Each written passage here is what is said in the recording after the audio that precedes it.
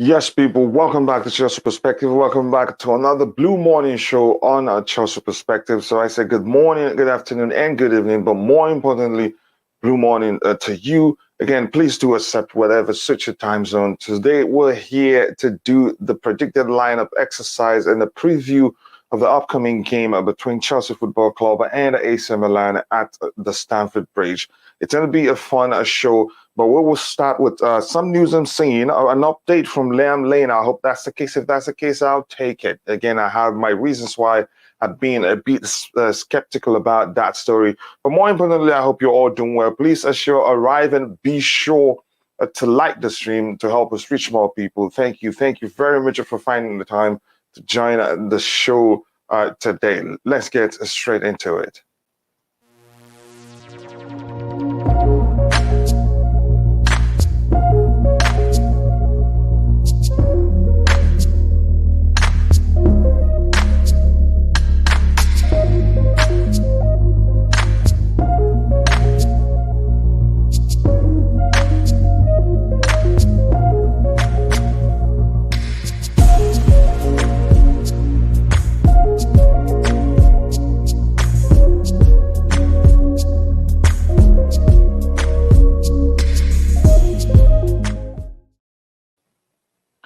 Yes, people, again, welcome back to Chelsea Perspective. It's going to be an interesting encounter.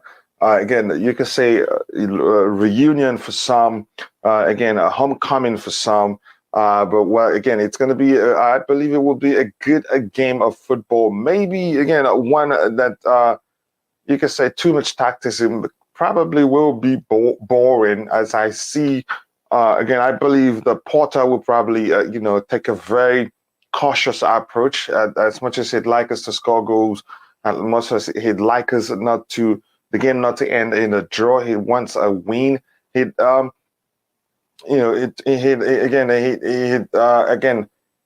it's not going to be easy again. So he would deploy an approach that will make it maybe enjoyable, maybe boring. We don't know again until we get there. But it will be quite an interesting game. We'll have two of our former players, one an academy product, the other again a finishing maestro, if you want to say it that way, Olivier Giroud and a Fikayo Tomori, who you could say his departure wasn't that rosy. Given again, you could say he was disrespected. He wasn't shown much respect by the them manager. Again, if you're watching it, be sure to like the video and also subscribe to the channel if you haven't. Thank you. Thank you so much for finding the time to join the show. We already have 10 likes, and again, we should be doing better than that. Let me see what we already have in the chat. Again, in a bit, I will share the link with the panelists so they can join if they have time. As usual, again, Liam Lane, the first person to join. Blue Morning Kachila panel and chat. Blue Morning to YouTube. Again, everything agreed from Kunku. Here we go. Again, I checked his tweet. I'm not surprised he didn't release a tweet regarding Kunku. The fact that for the fact that he's saying that everything has been agreed, I expected him to release a tweet. He hasn't done so. Maybe he'd do that later in the day. But I'll follow the story again. If that's done, I'm surprised. Again, good for us. I mean, Fabrizio streaming it this morning. I didn't follow him. I think I'm subscribed to his channel, maybe because I haven't watched his videos for a while, so I'm not getting the notification that he's streaming. Okay, but that's by the way. Fabrizio says the only thing left to do is sign the contract between the clubs and the long-term contract agreed with Nkunku. Again, that's another but. That's another but. So just that aspect I still do not understand. If you can elaborate, I'd really appreciate that.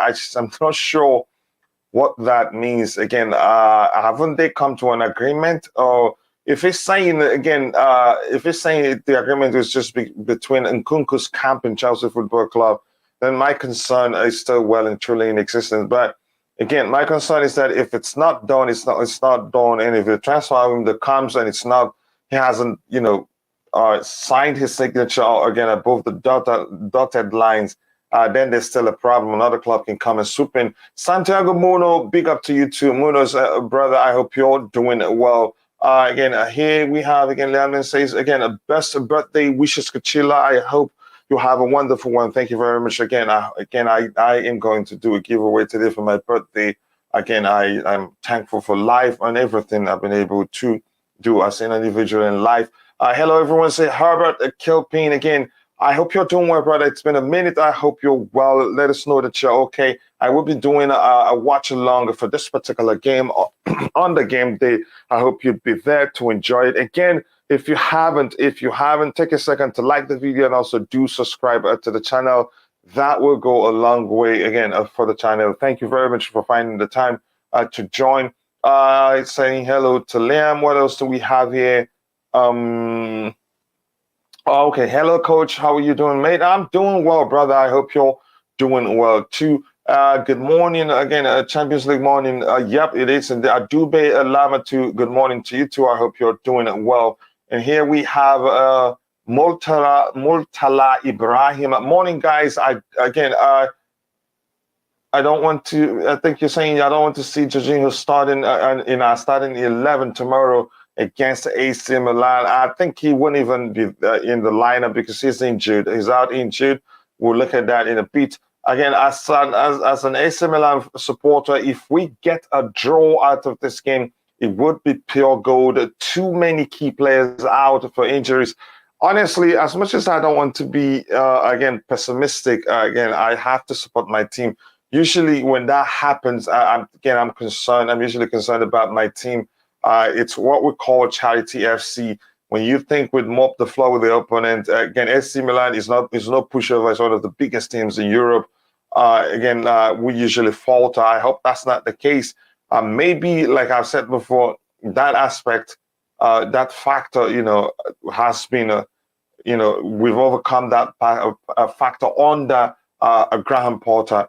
At least that's what I'm hopeful has happened. I hope we can get a win over Milan. We need a win. Anything other than a win,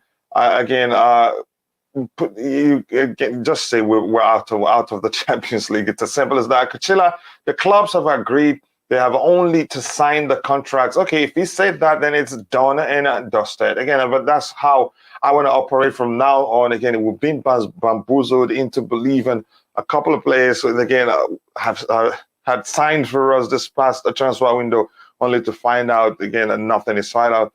Again, I am having PTSD from almost completed deals from this summer, so I'm not taking this Nkunku saga seriously until the next, until he has, again, on our shirt. Again, that's how I like to see it.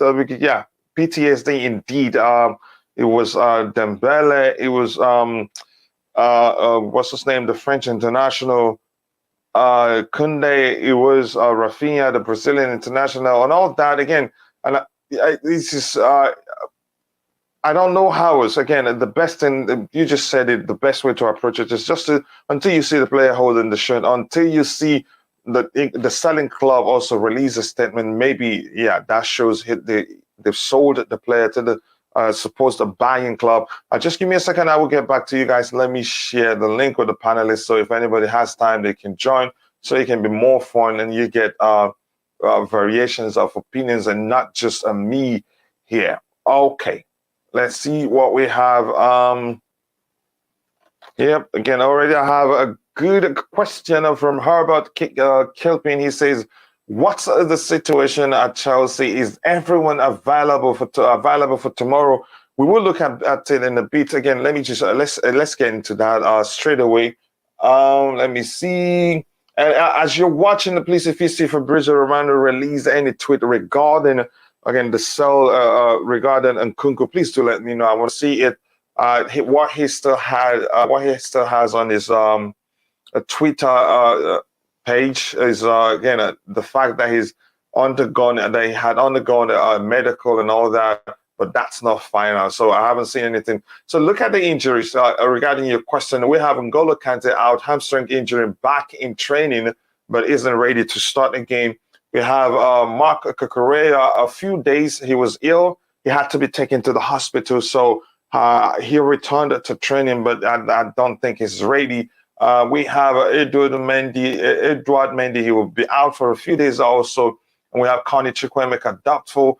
I don't think he would start. I'm not Graham Potter because the truth is, just like we've talked about a few days ago, we need more time to get to understand how Graham Potter, how he really likes to operate. At this point, you could call it a sample size. We don't have too many sample size. We don't have enough sample size to be able to properly predict what we think Graham Potter would do. The only thing we're basing our judgment off of predominantly is, his selection, again, how he structures his team in the particular positions where he likes to play certain types of players.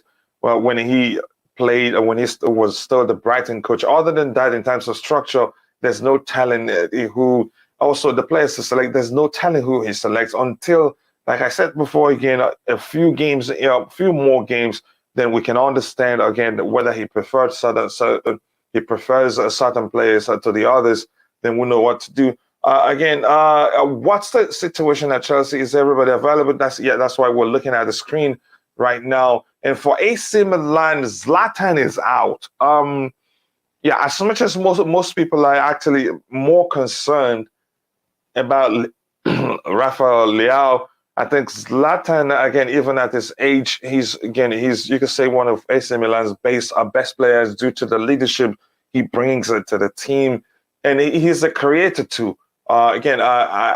I'm not going to say I'm happy he's out there. Theo Hernandez, I think, what position? Is it the right or left wing back position? He's out.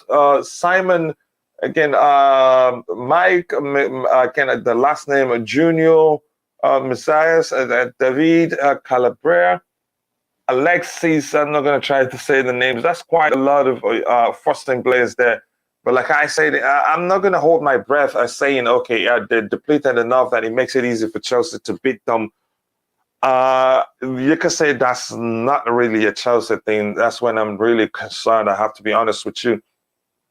He says, Kante J5, Mendy not ready. Yep, again, it remains to be seen what happens. I think what happens whenever Mendy is fully ready is what would tell us who the really Graham Potter sees as his number one goalkeeper, as first choice goalkeeper maybe.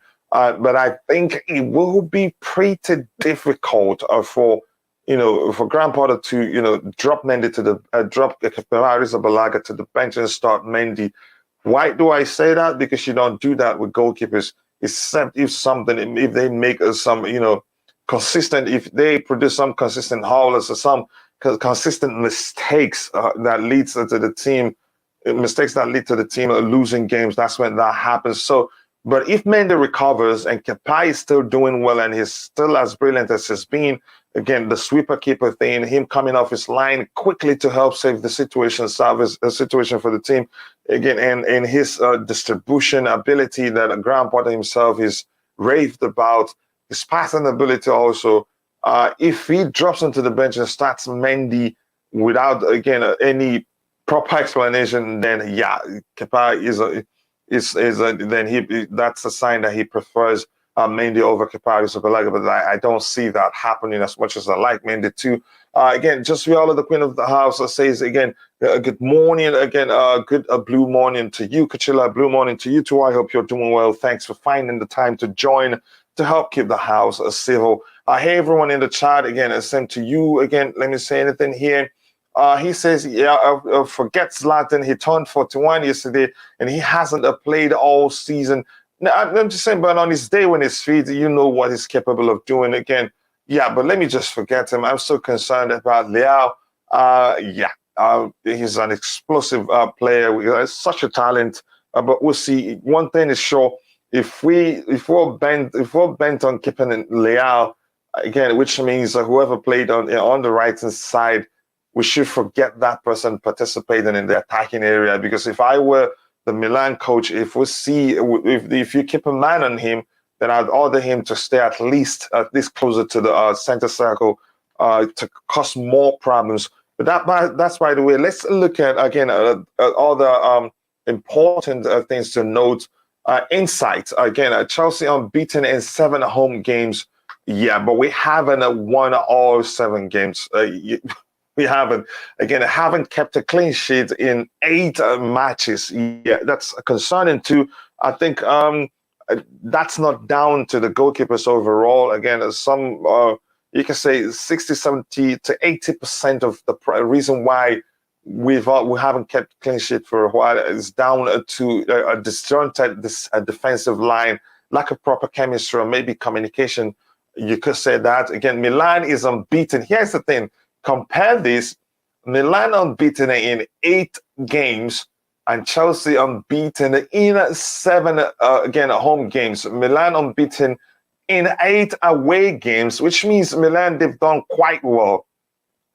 Again, in the away games they've played for 8 times, which means actually they have, if you want to go scientific here, again, you could say the least they can get out of this game would be a draw if we're basing everything on what the insights we're looking at. So I'm a bit concerned, again, to say the least, I'm concerned, but I'm really nervous about this one because the result will show whether we're able to progress to the next round or not. Haven't kept a clean sheet in 6 matches, so the result is a bit similar, but theirs is a bit better than us. They are unbeaten in 8 away games. They haven't kept a clean sheet in 6 games, while we haven't kept a clean sheet in 8 games. So the insight is a bit similar, which is again a serious problem here. How about you two let me know, is this the formation that Milan plays predominantly with Leao here, which means, yeah, James has a lot of work to do. Giroud also. Again, here's where I have a problem in our defensive line. Maybe if Koulibaly comes in, I'm really concerned about the ability of our defense to deal with aerial balls. As good and as intelligent as Thiago Silva is, um, you could say he's not the best at dealing with aerial crosses. But once it's on the carpet, again, he's able to read it quite well. I'm not sure why that is. This is something that I don't know if people paid attention then. In the two leg games against semifinal games against was it? Yeah, I think it was semifinals. I think so. Correct me if I'm wrong. Against Real Madrid, we considered a three-headed goals, and those are three-headed goals. You could say yes, all of them were in Thiago Silva's fault, but I think Ancelotti, being again a great tactical mind that he is, knew that we struggled we do struggle to deal with aerial balls. So it was by design, it wasn't accidental. So I'm really concerned with Olivier Giroud's aerial ability and how we're able to deal with that. I don't know much about Fofana's aerial ability, although he's able. I've seen him. He's able to advance towards this area to fight for an aerial ball, and occasions have won. But I'm not sure how he deals with one when he's in motion running back and a cross comes in from the opposition, how he's able to deal with that. I'm not sure how. Koulibaly, I know, is good aerially, but we'll see what happens. This is not the predicted lineup here. This is, you could argue, no, this is a probable lineup, which is what it is. So we'll see again. Yes, people, keep liking the video. We have 15 likes already. Keep liking the stream, and please do subscribe to the channel if you haven't. Hopefully, again, if anybody don't come, then we could roast Solani. It will still be fun. I'm just waiting to see if somebody joins, so you get multiple, again, opinions and not just me. Again, forget Zlatan. I've read that one. Again, Leao is on fire, and I think most Chelsea fans have seen that themselves, and that's what they fear the most. Maybe again, my hope is that since he knows it's more of an audition for him, I'm just hoping that he comes in again and be way too eager to impress and end up underperforming. He's a player I like so much, but I'm really concerned. I'm not sure how we're going to deal with them. Maybe if Graham Potter, if he employs a cautious approach like he did, against Crystal Palace in the Premier League, whether you like it or not, that was really, again, by design, a cautious approach. He knew the risk involved. Maybe he've learned a thing or two regarding how Chelsea perform poorly after every international break. And I'm going to repeat what I've said more often regarding international break. It's the time when, again, even if Chelsea, if we had won a million game, and the next game is a 1,000,001 game comes. If the next game, a 1,000,001 game comes after the international break, it's usually a concern for Chelsea fans. But yeah, we've played the first one, and it wasn't a loss. It wasn't the most eye-catching performance, not even close to that. But at least it was a professional performance. The players, they didn't sulk; they kept fighting. And thanks to the substitute players who came on and changed the game. Conor Gallagher and Christian Pulisic, who assisted that brilliant or delicious goal, if you want. So let me see if this again. Let me check. Let me check Milan's previous games, how well they've done. Then we'll come back here again. Milan. This is AC Milan fixtures. Where is it? And they actually, by the way, again, let's see the table here. Let's see where they are at the table. They're sitting, fifth on the Serie A table. Okay, for Serie A overall, they drew so far from what the numbers I'm seeing here. They have 17 points. Goals are 7 points. That's 16 minus 9. Again, lost 1. That's not bad. drew to 1-5, and the fixtures overall minus just overall with every other competition, it's been wow. It's been a very except for the loss to Napoli on the 18th of September.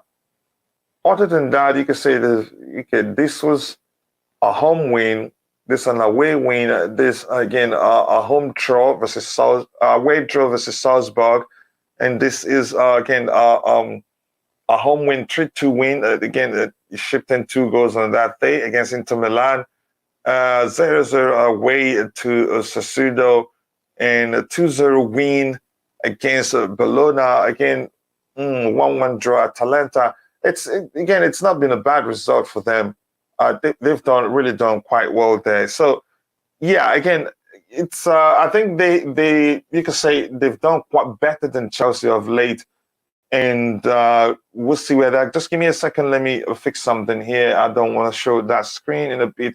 So I'm going to try to look at Chelsea's recent records. I think it hasn't been pretty, especially in the Champions League. How many draws? 1 loss, again 1 draw, and this one will define what happens to us in the group. Just give me 1 second. I'll come back to you guys. Let me see what I have in the chat before I do that. Where again, yes, people keep liking the video. 17 likes, and we have 31 people watching. We can do better than that. Hi again, saying hi to Just Viola and my brother Michael talks football. Big up. Hope you're doing well. Yes, I am doing well, brother. Thank you for finding the time to join the show. If you haven't, please go and check out Michael's YouTube channel. Be sure to subscribe and let him know I sent you. Again, a brilliant channel, covers football, not just club football. Again, global competition, quite a lot of them, and he knows the game very well. Believe me, you will thank me later if you do that. Again, Michael says Sterling again is going up against Dest, so Chelsea should focus on getting Sterling in as many 1-versus-1 situations versus Dest because he isn't the greatest defensively. That's the truth. But here's the thing. Now we have to be honest here. Sterling himself, he looked like again he needs a rest against Crystal Palace. Again, I was surprised he stayed on the pitch. I think I should, if it were up to me, I'd take him off again. After first half, actually, he was awful. His decision making was poor. I don't know what else to say. Again, I wouldn't start Sterling in that game. I have to be honest with you. But yeah, we'll see what the manager does. Can he do otherwise? Yeah, I think there are all the players who showed again they are. You can say I'd rather start Christian Pulisic on the left-hand side there than start Sterling in the next game. He needs a rest. That's how I see it. AC Milan don't usually cross the ball in the box that often, but rather passing and cutting it through the spaces or giving the ball to Leao, to take on defenders and mop the floor with them, if you allow me to say that way. Again, maybe if they're again. If I'd take it if they're not paying attention to that, because that's a serious weakness on the side of Chelsea. I have to be honest with you. Let me see what we have here again, and thank you again for that information, Herbert. Yeah, but you do realize what I was saying about Thiago Silva's deficiency in terms of defending aerial crosses, especially when he's in motion. But he could score good headers, but defending them, that's not his strongest suit. Kante, Mendy, and Cucurella training this morning, but still doubtful though. Especially Kante, I don't think. Maybe again, like I said before, we don't have too much to work with when it comes to Graham Potter. We still, because to be able to predict a manager's lineup or come close to getting it correctly, you'd have to have a good idea of how that manager operates. Again, whether he prefers starting a certain player over the others. That makes it easier to come anything closer to correctly predicting that manager's lineup. But we'll see what happens here. Again, will not want Gallagher to start. Again, that will be an undue pressure setup. Again, however, I think Koulibaly and Fofana should start. I think Koulibaly should start this one though, but we don't know. Again, The argument was, again, maybe because Silva needs to be rested, and the games are coming in thick and fast at this period. So maybe it only makes sense for Silva to rest, and for, again, Koulibaly to come in for him and partner with Fofana, who's younger, and you could say doesn't need to rest necessarily. But we don't know what Porter would do. We don't know much about how he operates. We need a few more games to be able to tell, well, to predict what we think he'd do. All the best for today's match. Again, yeah, you're talking about yourself, right? Again, Chilwell was less than impressive in our last game. I think Reece himself too. But he did well defensively, but offensively, we didn't see the Reece James again. We know how much he contributes to our offensive play. But you can say the whole thing comes down to my previous argument, that Porter was, again, he employed a cautious approach, and again, I think it was effective to a certain measure.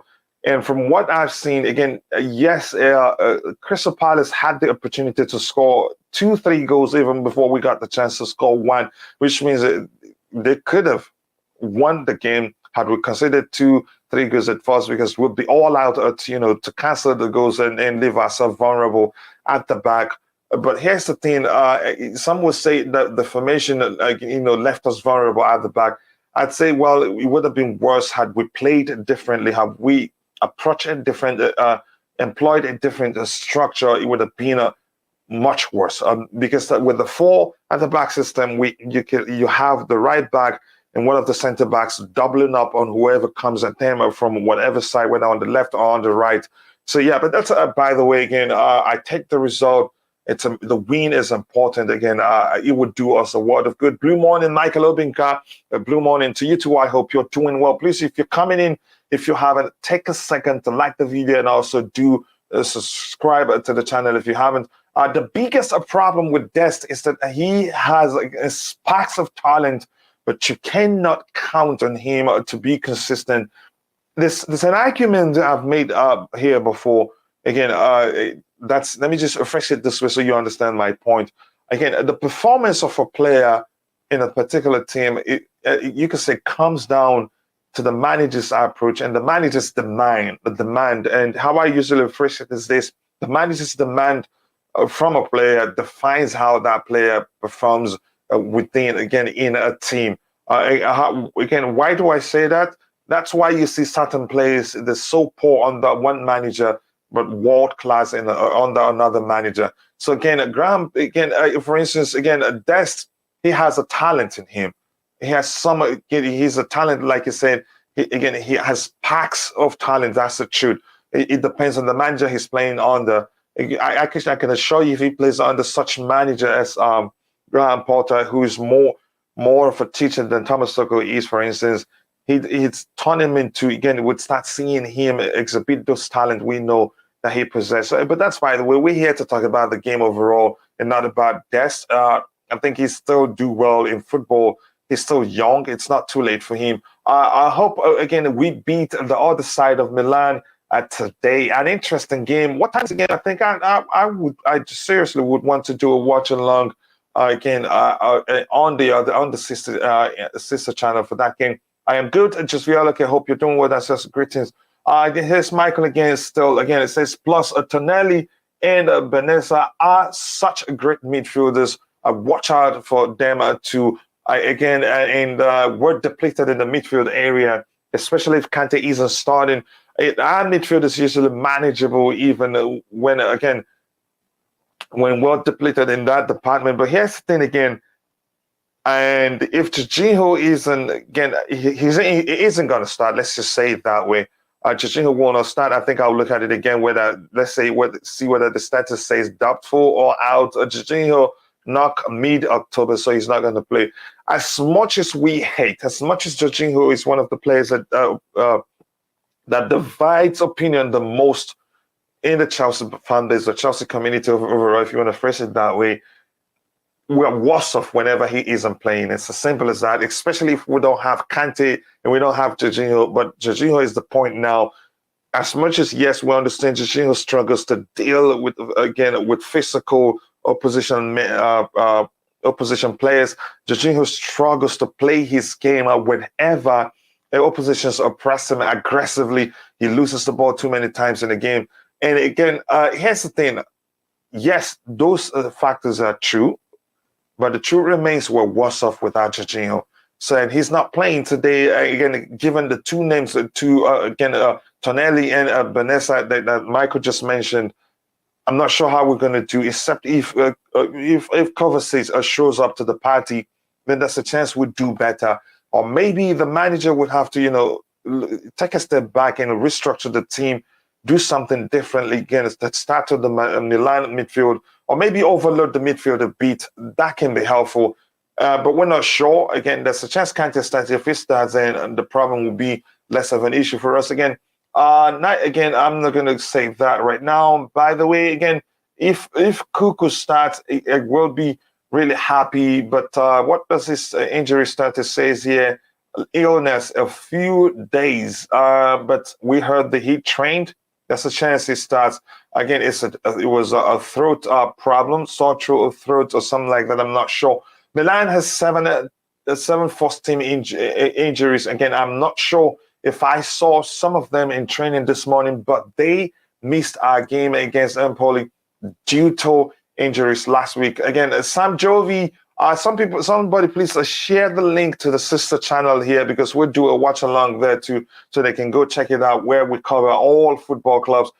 Here's the thing about Chelsea.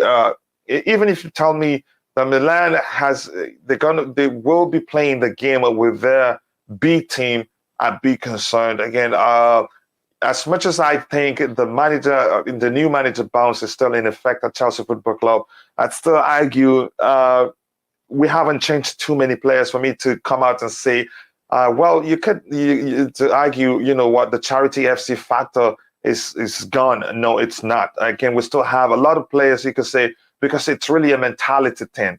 That thing we'll call Charity FC is a mentality thing. Again, I don't know when you think players, they take teams for granted when they have too many players out and where they are like a mid-table team, or where they're not a big club and all that. So again, I wouldn't hold my breath for the fact that Milan they have 7 first-team players out. No, I would not. And Michael says, again, such a shame. That's a name I found very difficult to pronounce. Again, Megan isn't playing. He's especially a top 3 goalkeeper in the world. Again, like I said, tell me that Milan will be playing with a B team. I still be concerned about Chelsea Football Club.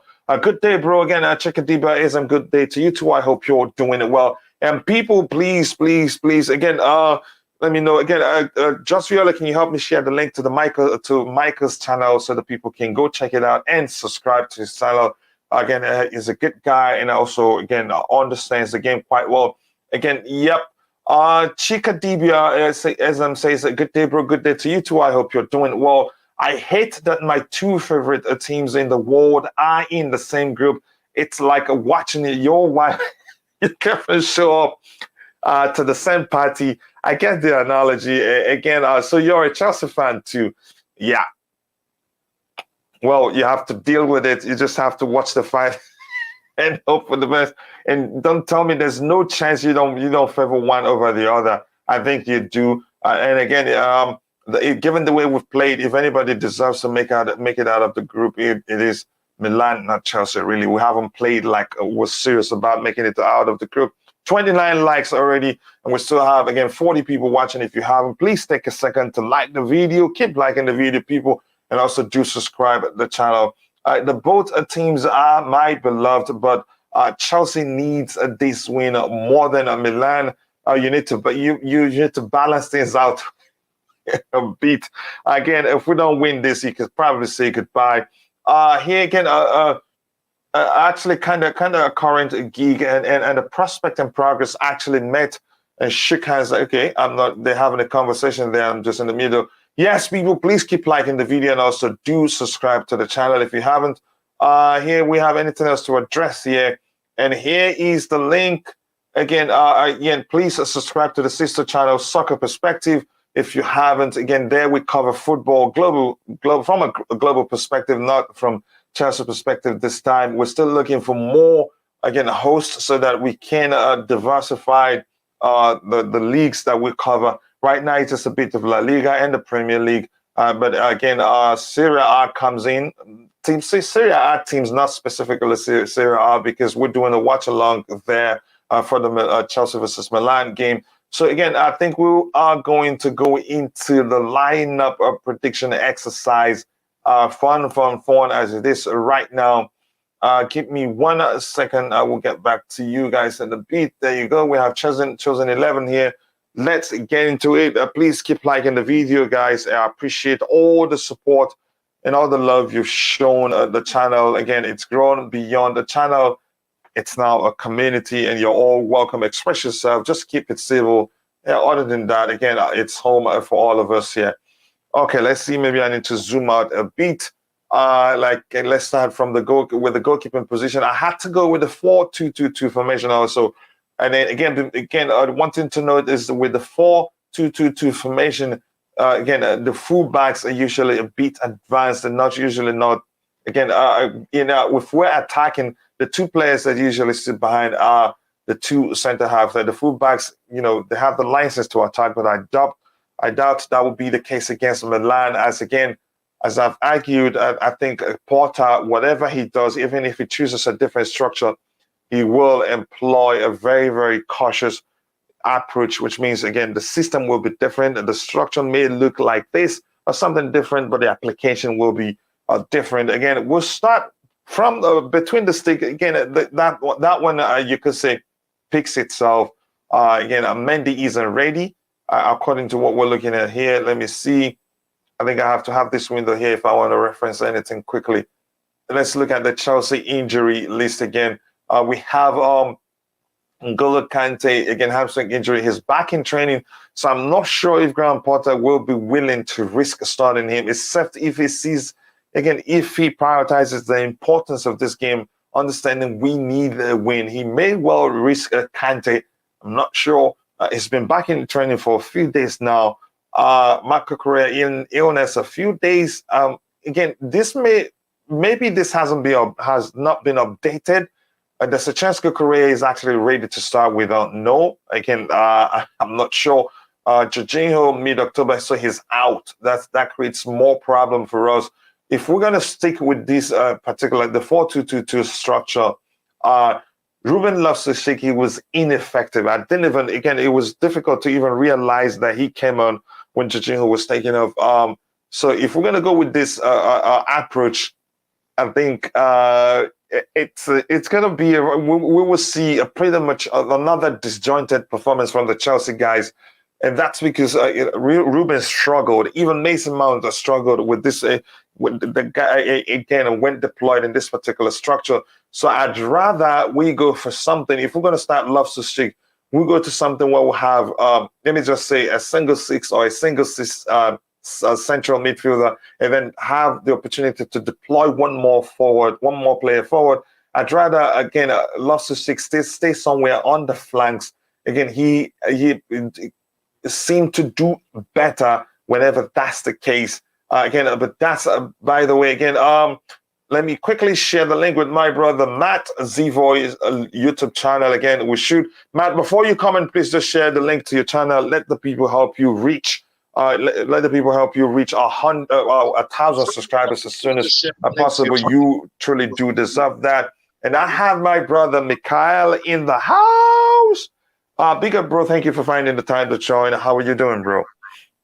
Big up, Coachella. I'm doing great, man. Good to see you. Just thought I'd drop in this morning. Had a few minutes to say what's up. Yeah, thank you very much. I appreciate that. Again, I'm going to start with you right away, Mikhail. Again, we have 1, 2, 3, 4, 5. You could say first-team players, except for Chukwuemeka, who hasn't played. In the case of Mendy, we know even if it's ready to start, Kepa hasn't put a foot wrong, and it'd be difficult for Graham Potter to drop Kepa to start him.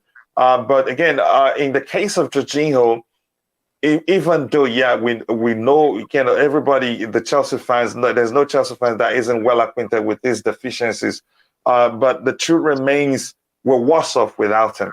And when Ruben Loftus-Cheek came on for him against Crystal Palace, he was ineffective. We didn't even see him. And like I tried to explain here, Ruben is usually better off when he hugs the flanks, when he hugs the line here, the outside line here. He seemed to enjoy operating from there because he's usually don't play that deep before. Yeah, Thomas Tuchel's played him there on occasions. What can we do without a Jorginho in this game? Well, is there a problem with Jorginho starting? Is he He available? hasn't. He picked up a knock against Crystal Palace and will be out till mid-October. Oh wow, I didn't realize that. Yeah. Well, that. Yeah. See what we have here. Kante is back in training, and there's a chance they haven't updated this. I would say Kante probably again. But one thing I said before is this: we don't know too much about what. Again, we don't have enough to work with when it comes to Potter. If it was Thomas Tuchel, you can sleep and predict his lineup and be off just by 2 players or 1. Kukurea, a few days, maybe this hasn't been updated because he left the hospital, was it 2 days ago or so? I don't remember. Jorginho mid-October. Mendy, a few days, he isn't that ready. Even if it's ready, I doubt if it start. Carney, I was hoping was going to start against Crystal Palace, and then he became ill. So yeah, my question is, what can we do without Jorginho? I think we have a problem. As much as everybody, calls for a lot of people are calling for the club to sell him and all that, but we can't do otherwise. We don't have anyone else who's capable of, again, we have managers who like to control the game, keep the ball, and he's a merchant at that. So what can we do without him, really? Wow. Yeah, that kind of puts us in a pickle with Conte not available necessarily and Jorginho not available. Now we're down to Kova part-time and potentially you could throw Loftus-Cheek in there, or you could throw maybe a Chalobah in there, but Chalobah hasn't really played in that position, especially in a Champions League game of this magnitude. It's a critical game for us too. If we don't get a result, we might, not be going too far in this year's Champions League. So I'm just trying to figure out, like, Zakaria hasn't played any games, so what are we left with? The argument was that people saying he has a fitness issue, but he traveled and he did play for his country. We heard the other time when we talked about it, but I'm not sure. Go ahead. Yeah, so I mean, given what we have, it's either Loftus-Cheek or Gallagher that we could throw in there, unless we're playing Chalobah. Chalobah can probably do the job, but I haven't seen him play there. Although I've heard that he's might be capable of doing that. So maybe between the three, I'm leaning towards it being Loftus-Cheek next to Kova and see how that goes. And if it doesn't, then we might have to make a change mid-game. I think for Porter, he usually prefers if you look at his Brighton days, he usually prefers 2 dynamic players. He usually doesn't opt for traditional DMs. And you could say Zakaria is more of a DM. At the very least, he is. You could say at the most he is a box-to-box. He can close to that Kovacic role, but I don't know about his ability to progress the ball when he's in tight positions and all that. And that's where, again, I wouldn't advocate playing Chalobah in that position also, because the Jorginho role people think it's a DM role. It's not a DM role, and that's probably why Tuchel you really push for the club to sign a DM. I think Jorginho role, whether we like it or not, I know most people hate to admit it, or maybe just don't understand. When you have a manager that likes to keep the player, usually they prefer, again, you could say a player who is traditionally a register, who has the ability to control the tempo of the game, control the pace of the game, if you prefer, and all that. And that's what Jorginho brings to the team. And that's why we seem to struggle to play. Whenever he isn't playing, things change. But most people are not able to quite put their fingers on what's really going on. I think, it makes the situation even worse for us. And I don't think who there in our team, again, is capable of fulfilling the Jorginho role. Usually when he isn't playing, our midfield usually is everywhere. because so much changed. And for us to be able to play with Jorginho, it will take time. We know he's gone, and then we'll try to find a solution to adapting our play without Jorginho playing. But that's, by the way, again, here he says, did anyone see, again, Twitter ripping into Chilwell for converting a potential scoring opportunity to a bad pass? Has this, again, a cautious approach been a result of his recent injury? That's a solid argument, but at the same time, you could say it's something that haven't been doing that much. And I think, was it Kai Havertz that was making that run? I don't remember who exactly. I think that wasn't the first. It has happened even when he was fit. It has happened on occasions. We're always opt for the more safer options whenever that. Again, I don't want to go into that, but I get your argument there. That's a chance that's the case. It says that Mendy was training this morning along with Kepa. Again, the trainer focused on Mendy, and I thought he wasn't 100%. Kukurea trained this morning too, so that's the chance he start. Again, it wasn't like he didn't have what he had was something that has to do with his throat. But quickly, I want to ask you this, Mikhail. The goalkeeping situation, again, would it make any sort of sense if Mendy becomes fit and Graham Potter just out of nowhere drops Kepa to the bench and starts Mendy in the Champions League tomorrow? Do you think that will even happen?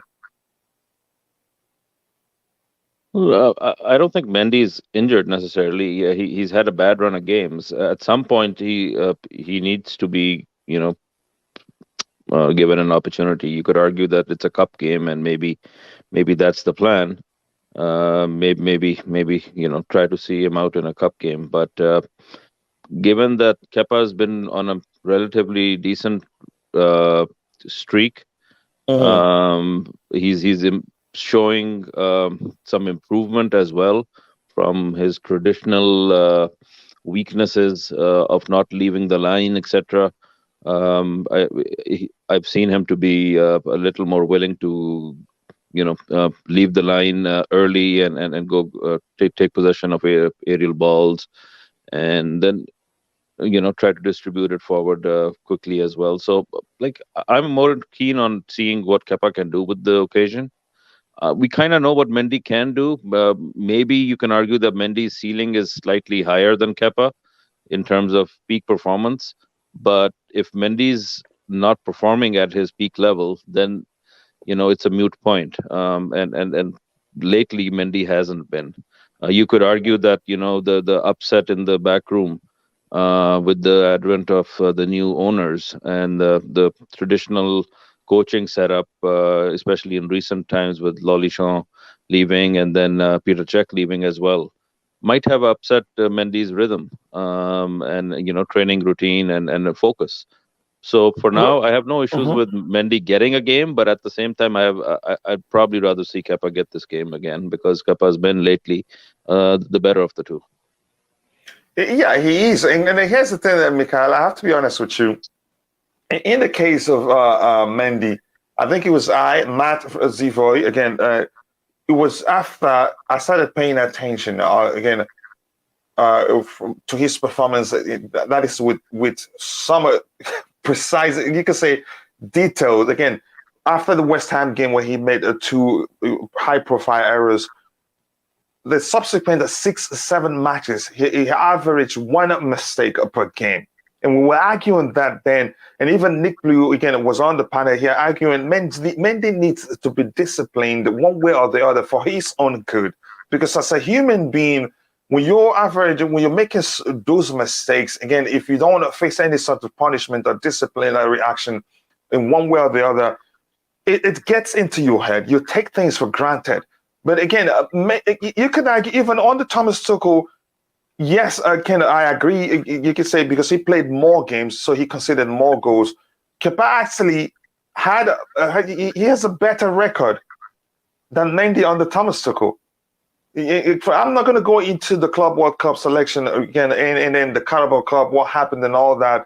I think the opportunity was, again, in such situations, if you find the slightest of opportunities, you drop them. When you get the excuse to drop him, maybe Thomas Tuchel did it a little too late. Again, when he got injured, was it against what team? I think it was West Ham again. Then he dropped him to the bench the next one because he got injured. Without that, I think he'd start the next one, even if he made mistake in that particular game. So, but again, let's forget about it. I think for me, I don't see like I really do not think I really do not think if that's that Mendy starts somewhere. If he starts, I'd be surprised, and maybe you could then make the argument that it's not what we'll start seeing the same behavior that we saw from Thomas Soko. We'll see the same. We'll see Graham Potter do the same thing, and it's not good for the confidence of Kepa Arrizabalaga. But that's, by the way, I'm going to bring a man himself who was a goalkeeper at the time he played. Roger, how have you been? It's been a minute. I hope things are well with you. Thank you for finding time to join. More importantly, hello there, Coach. Hello, chaps. How are you? Fine. Thank you very much. Again, I don't know if you've met Mikhail. He's a very good friend. Big up, Roger. Friend of mine, super Chelsea supporter. A pleasure. He's saying big up to you, Roger. Yeah, a pleasure. Pleasure to meet you. Yeah. So, Roger, let's talk about the goalkeeping position because we're starting the lineup prediction exercise. Your thoughts again on the goalkeeping position. What do you think happens? We're hearing that Mendy is training. Do you see him starting tomorrow? I do. I really do, based on the fact that distribution with his feet, you know. Did you say Mendy? No, I'm talking about Kepa. No, I'm talking. Do you think any chance Mendy starts? That was the no. question. I apologize. No, no worries. No, I don't. Because I think Potter really is very similar to Pep, getting rid of Hart. I see that he prefers a goalkeeper, assuming that he has obviously shot-stopping abilities, that he would prefer someone with better technical ability with his feet.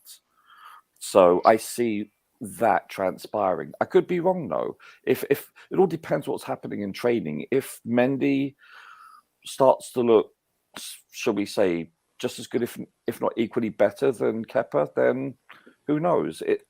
But I can see him choosing for at least until the World Cup. I think Kepa starts. I think that's his mindset. I could be wrong. That's how I'm reading it. No, it makes sense that Kepa starts. Again, I know people think, again, what was that? Let me see that comment again. I saw something about how, again, the two goalkeepers in training, the focus was mainly Mendy.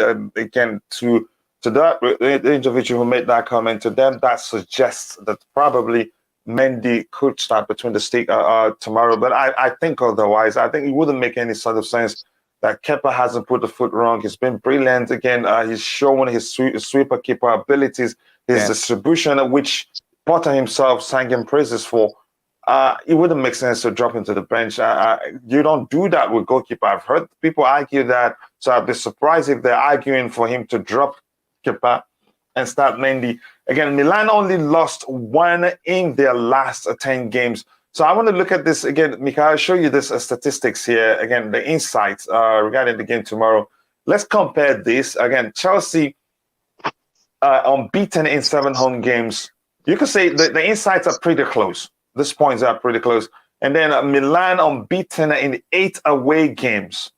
Which again, if you want to be scientific about it or use statistics, again, the likelihood of this game ending in a draw is very high. What do you think there, Mikhail?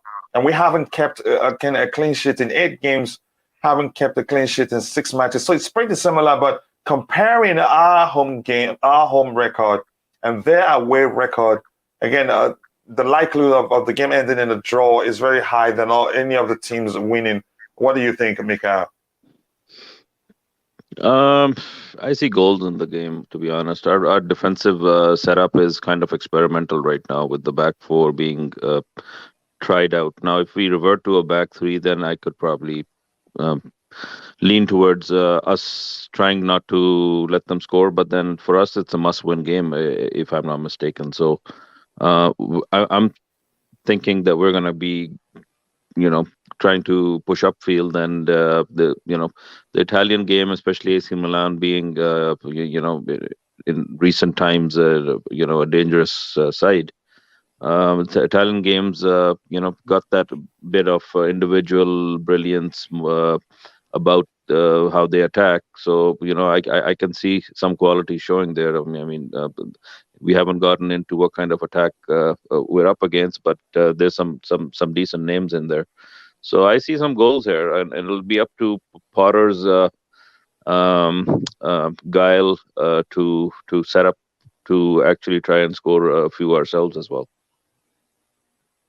Yeah, I do agree with you. The defensive line has been an issue, and you could argue again the changes there because the defensive line is even a single person, a single change, it creates a lot of problems. It's an area, it's a department again in a team where communication is important. The slightest, again, amount of miscommunication again can cause a lot of problems there.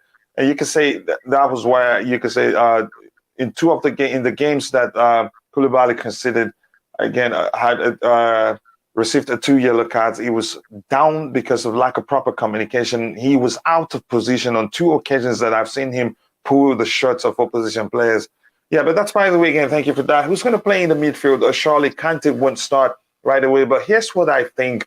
I understand, again, we have, again, with Jorginho being out, the situation is more serious than it was. And it's important that we make it out of the group. And we'll have to start by winning at this particular game.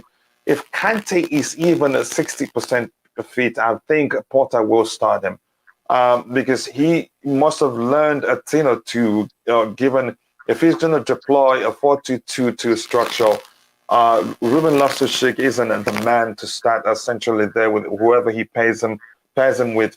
Again, he'd risk playing Kante, and I think, yeah, that's why we'll pay him the big money for. And we're talking about Kante, who was half fit when we won the Europa Cup on the side. He wasn't fully fit when we won the Champions League against Manchester City. So I think he's trained for a few days now. The doctors will assess him. Again, I'm not there, but I think it's worth the risk. I don't see us, going with the 2 midfielders we had when Jorginho went off the other day. Even with cover on the pitch, it's still a huge risk. Again, we need somebody who's at least capable of reading the game, reading the opposition's play, being able to be at the right place at the right time. I know some people don't think Jorginho does that. He does that quite well. He's able to read the game. It just as in most cases, it doesn't. The pace, his pace doesn't. Lack of pace doesn't help him.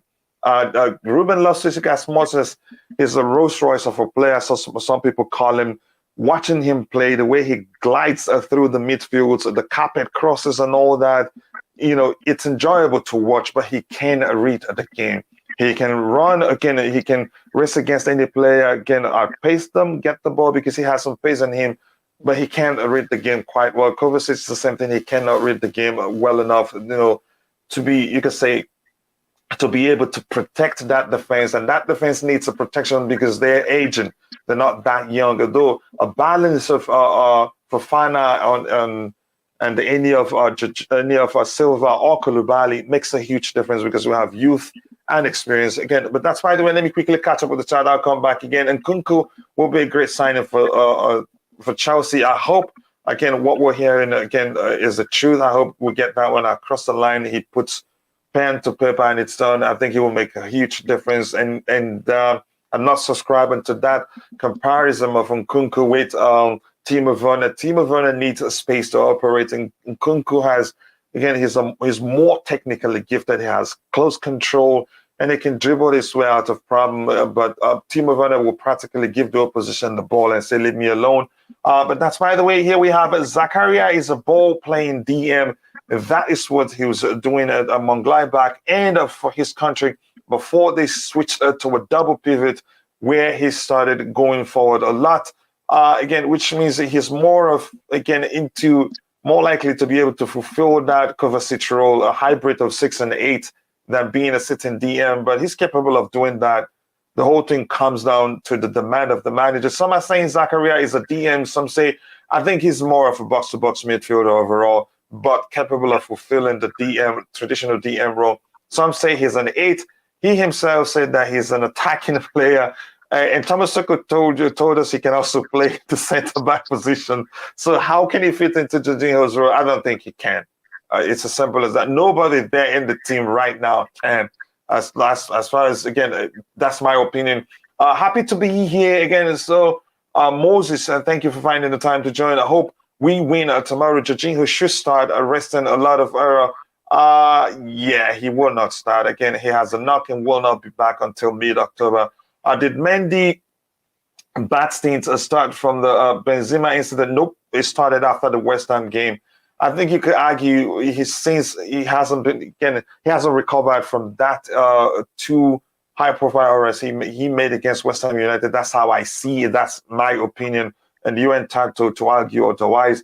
I wouldn't make a fuss about Mendy or Kepa. Both are good goalkeepers, in my opinion.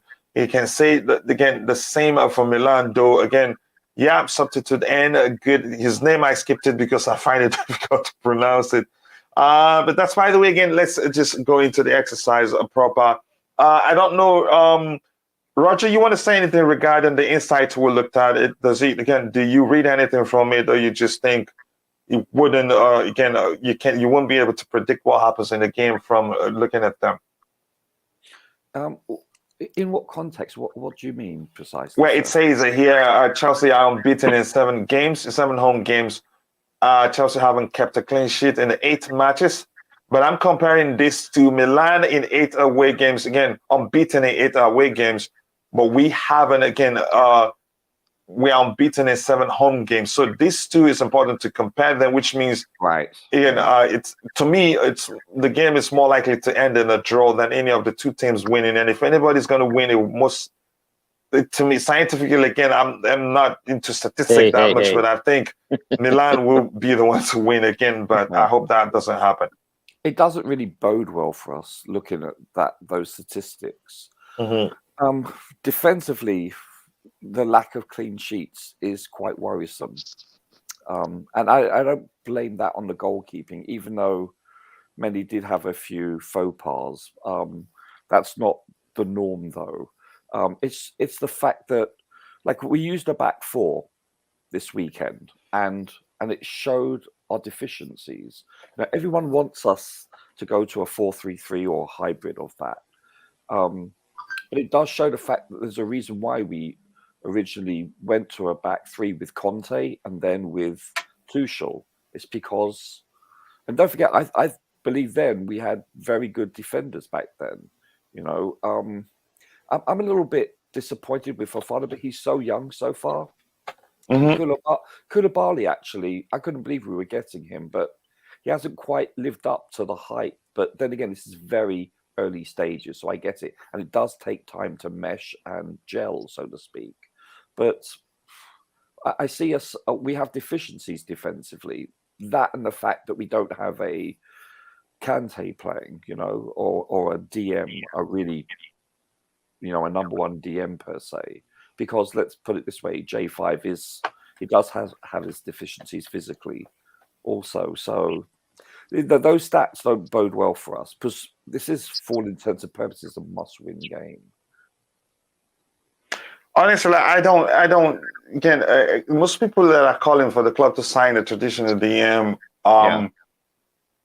Graham Potter, I think he's very similar to Thomas Tuchel in terms of approach, even structure. But again, he's more flexible. You could argue he's more very much, again, unorthodox. He's if you can't predict Thomas Tuchel, again. Would you say he's less pragmatic? Sorry? Would you say he's less pragmatic? They both are. Yeah. They both are. No, if Thomas Tuchel, if he was pragmatic enough, again, we have no business losing that 2-leg Champions League match against what's his name? Against Real Madrid. Again, Potter is much of a risk taker than Thomas Tuchel is. But one thing is what you see in his team. He drills, again, you see bravado or bravery in the way they play. They're not usually afraid to play their games, no matter who they're playing against, but that will take time to implement. So before you go, Mikhail, I know you'll be leaving in a few minutes. Just a quick question to you. How would you, again, compare Graham Potter to Thomas Tuchel? To me, Potter is more of a teacher than Thomas Tuchel is, which means Potter is able to work with whatever he has. Again, that's how I see it. But how would you compare the two managers? It's an interesting question. I think it's strange what the dynamic of the life cycle of a manager is in the modern game. It seems like the managers seem to have the ear of the players for approximately 2 years, and sometimes not even. Mhm. Um, and when Tuchel came in, there was a bit of a untenable situation in the Chelsea dressing room with Lampard as the manager, where there was a lot of personnel issues, man management issues. So Tuchel came in and kind of swept the slate clean for everybody, and brought up gave everybody a fresh chance, and a lot of good things came from that. But then what happens is that over time, the manager instills his own philosophy, and then he expects everybody to live up to the standard that he expects them to play at. And sooner or later, he starts realizing that certain players are doing it and certain players are not. And certain performances have been below par, and then he's starts benching certain players a little more than he was at the beginning, and it becomes a little more predictable in terms of the players that become his go-tos, Mhm. and eventually it gets stale. And kind of sort of that's where Tuchel was at. That we kind of knew in terms of what you referred to as his pragmatism. His I would say he was a risk averse. He would rather try to play out a draw or a close win than try to go all out and make use of the attackers on the bench and play a little more expensive football. Now, as football fans, I'm dying to see my team play expensive football at some point, and it just wasn't going to happen. So when Potter comes in, I'm kind of resigned to the fact that there's a new manager bounce, but I wouldn't call it bounce. I would just say that it's the life cycle of the modern game of for a manager to have a year or two to have an impact with the dressing room squad, and after that, usually because results, it's a results game and there's so much money involved. Usually the owners, instead of giving managers time to maybe cycle some players out and get some fresh blood in and start all over again. It tends to be the other way, that the manager's thrown the door, and then it is what it is. Now, while I'm saying that, I think there's a lot of positives in terms of how Potter approaches the game, and I'm hoping some of that translates to Chelsea as well, and the way we're playing. And we're already seeing it, that back four is something that we shied away from, and nothing's changed necessarily in terms of our performances, but our personnel have changed, and we are trying the back four now. So it's encouraging to me. It'll come with a few disappointments. It'll come with a few mistakes, but the idea probably is more along the lines of what, as fans, we want to see, which is less defensive players on the pitch, and maybe a slightly more aggressive approach to take the ball upfield faster, quicker, more direct football.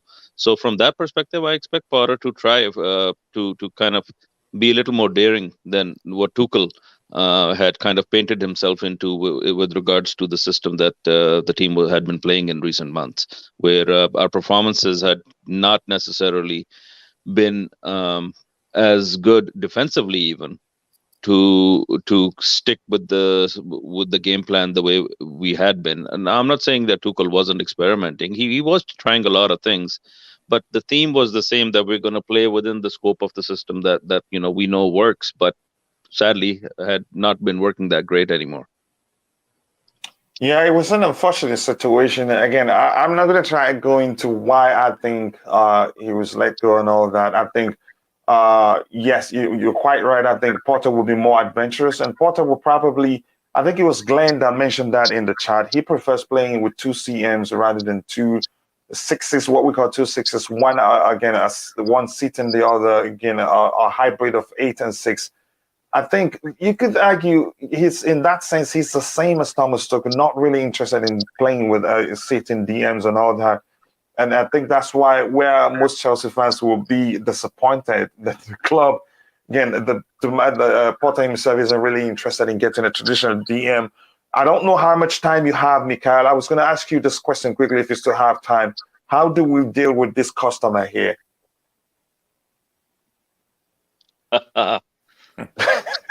It's a difficult one, but maybe my hopes it would be that again he gets overwhelmed by the situation, because I'm sure he's well aware that Chelsea wants him.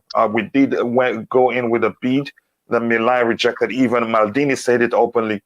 Maybe that will weigh on him. Maybe he will be overwhelmed by the occasion. It's an audition, so some sort of stage fright comes with it. I'm hoping that happens. But you go ahead. How do we deal with them? Thanks, Kuchela. Yes, I'm going to beg leave after this, but thank you for allowing me to stay on for a bit. More thanks to you, brother. Yeah, no, it's going to be interesting. Stage fright aside, we're going to have our hands full. Yeah, But it's going to be all the more interesting because of the situation in the middle of the field with Jorginho and Conte both not being available. Defensively, I have no idea how we're going to deal with anything, because we more than anything else, we're not familiar with the AC Milan. We haven't faced them in, I don't know, it's been years and years. So it'll take a minute for our backline and defensive posture to figure out what these players are capable of, what kind of what kind of pace do they have on them. Can we match their pace? Can we, or do we need to sit off them and then kind of try to not get out of position? So it'll be interesting how we set up. But who are we starting in the back line, right? It's going to be interesting to see if it's Silva with Fofana or it's Koulibaly, because Koulibaly probably is familiar somewhat more than anybody else with the AC Milan team, having been recently coming so from. quickly, I'm guessing you're starting a centre back choice to be paired with Fofana. With more like for you, it is Koulibaly. Go ahead. I would say that there's a case for that. Now, has Koulibaly been getting any game time to merit that? I don't think so. Has he been in any good nick? Not necessarily. He's been kind of error prone, but I would argue that, given it's an Italian side, he'd probably be a little more familiar than most with what to expect from their attackers. So I want to see him in there. Now we could. I don't know if it's a little foolish to try to put him up next to Silva, both kind of being not necessarily the quickest feet. But maybe you need to have a Fofana in there. And I'm assuming this is a back four we're talking about, where there's two center backs, right? If we put a third center back in there, I'm a little more at ease.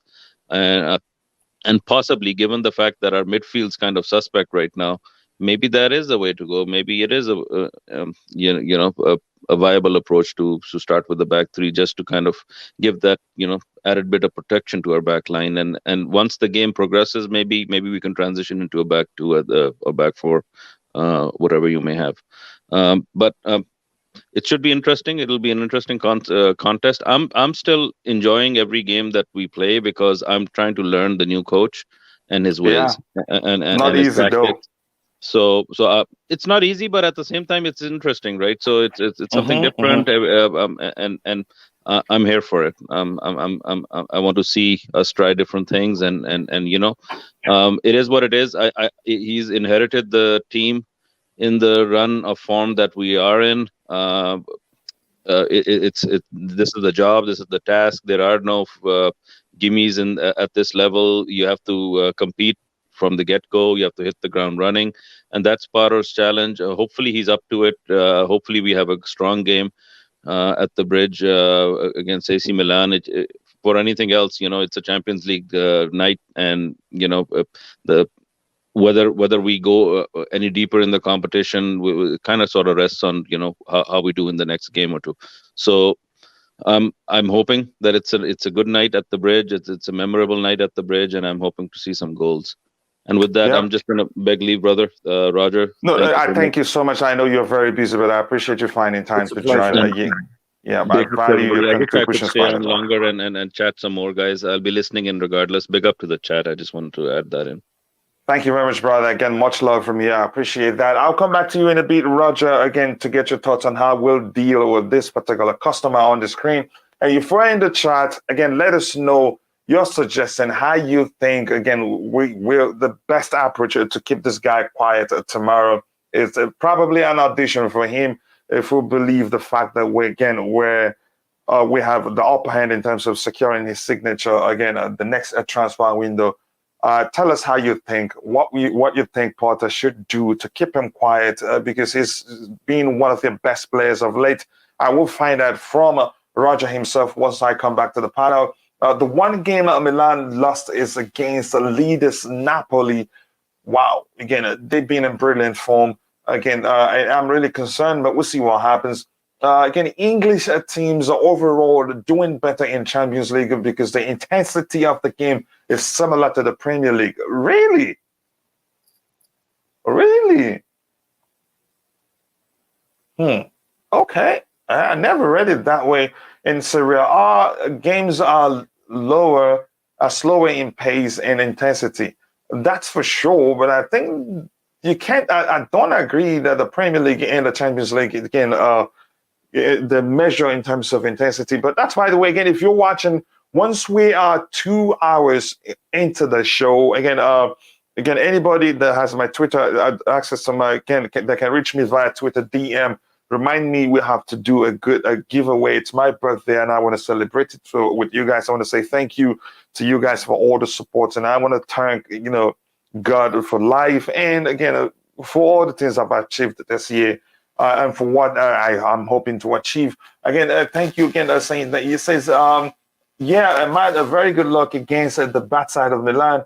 Says again, hit the like button, people, and subscribe to the channel if you haven't. Says the Queen of the House. For 40 likes, let's try to get it to 100 likes as soon as possible. If you haven't, please do take a second to like the video and also subscribe to the channel if you haven't. Again, pressure. As soon as a Milan player gets the ball, I want 2 Chelsea players attacking that. Do you think we're fit enough to employ that approach? If we employ that approach and they're able to keep the ball quite well, we'll tire out by the time the first half ends. I hope you understand that.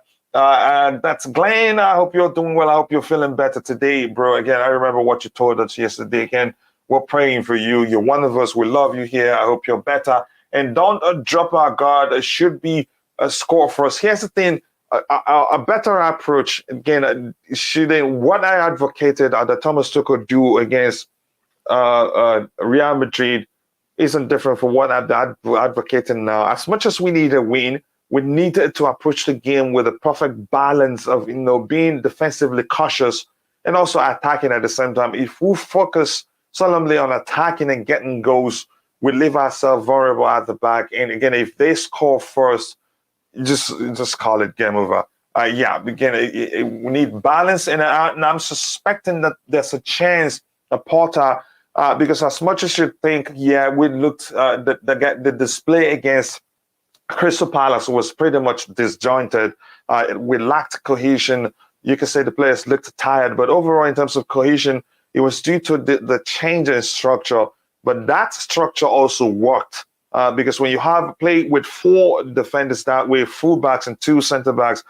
Again, each centre backs, again, one on the right hand side support the right fullback player to double up on the opposition attacking player, and that makes the job easier in most cases. Again, but let's see what Potter does tomorrow. Like Mikhail said, and I've said that myself, we don't have too much to work with in terms of being able to predict what we think Potter will do. In a bit, I'll come back to Roger to get his thoughts.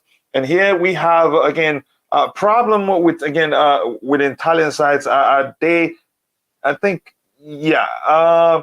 Okay, I haven't read this one. Again, Sam Jovi says that Milan is a very pacey team. I think Potter should use his speedy players if he is trying to contend them. Only Milan's center forwards. It's okay, lack of pace. Okay, we'll see. A problem with the Italian sides are they are harder to break down, especially Inter. Again, play 5 at the back, but they don't have a Brozovic. I hope we get it done. Okay. We'll see what happens. As AC Milan supporter, I've been waiting again to play this kind of games again for way too long. Whatever the result may be, I am excited. You told me, Kilpin, if I remember, that Chelsea is your English club. So this just shows you prefer Milan over Chelsea. I understood that was what you were saying, trying to say your phone is trying to help you spell. It happens to me all the time. Rafael Leao will be going up against Reece James. That should be interesting to see. Yeah, which means again, if that's the case, we'd see less of Reece James going forward. If we deploy a back four position, but if it's three at the back structure, Reece will be mainly and again, attacking rather than defending, and then other players, maybe the 2 6s, will try to handle to support the defense to try and stop Leao. If James isn't again turned inside by Leao, you guys are safe, I think. But there's no telling. We'll see. And Leao is a tricky customer. Happy birthday, coach. I knew I forgot something. No worries. Again, thank you. I sincerely do appreciate that. Kim P says Reece will deal with him. Reece enjoys that kind of competition. Hopefully, again, there's something again. Sometimes he overdoes it. Sometimes he tries to show how aggressive he can be, but sometimes he does it unnecessarily, and that can get him carded quicker. And if he receives a yellow card early in the game, then stopping Leao won't be easy. The chances of him getting the second yellow becomes very high. Let me see what we have here. He has the most assists and goals for Milan. Just shut him out. Put two men. I am not an advocate for that. To put two men on a single player. These days, you hardly do that. When you do that these days, again, the opposition manager, smart enough, will know. When you do that, you're creating a space. You're practically playing with one player down, with one man down. So again, it's a risky tactics. Managers don't do that much these days. Again, yes, people, please again keep liking the video. Says the captain of the house. Like and subscribe to the channel if you haven't. That will go a long way. Yes, we have to score. It's again, we have to win, so we need goals too. Reece. The Queen says, I hope Reece locks Leao just like he did to Zaha. I hope he does that, but it's not going to be easy. Yes, coach, you're right. Chelsea is my favorite English team since Zola days, but we know your favorite of the two clubs you support. A shirt with a pocket. Okay. I have lost the confidence in our mentality when it comes to playing games when the pressure is on us. Not really when the pressure is on us, when we think we'd beat the opposition. In this case, having heard that Milan, that they have 7 first-team players out, that is a concern to me. I know most people think otherwise. I'm talking about the Charity FC factor. It's well and truly in existence. Again, like I usually phrase it, when you think we'd mop a floor with a team, we end up losing games. I hope that's not the case tomorrow because we have to win this one. Here it says again, hoping to see Zakaria on the pitch. It's hard to tell, but we'll see. Yep, Charity FC is coming. I hope that's not the case, but again, it's a legitimate concern if you're a Chelsea fan. Again, remind me again in 30 minutes, we'll do the giveaway for my birthday. And if I miss it, once we're 2 hours into the game, please, if you have access to my Twitter, do reach out to me and remind me. I don't want to get let into the whole process and not remember. So let's continue with the lineup building exercise. But before I do that, I want to get Roger's suggestion on how we'll deal with this customer here before we continue the lineup building exercise. Well, birthday boy, many happy returns of the day. Thank you. I appreciate that. Yeah, this is going to be a match within a match, a game within a game. It's going to be a good matchup for James. It's a good litmus test, isn't it? So I think, yeah, you're right. James has to stay away from getting carded, especially early on. And I think he has the power, the speed to, I wouldn't say contain him, but I would say to neutralize him to a certain extent. I think James, amongst anyone, can do that, if anyone on our team can. So this will be good. The only question for me is, what formation do we use?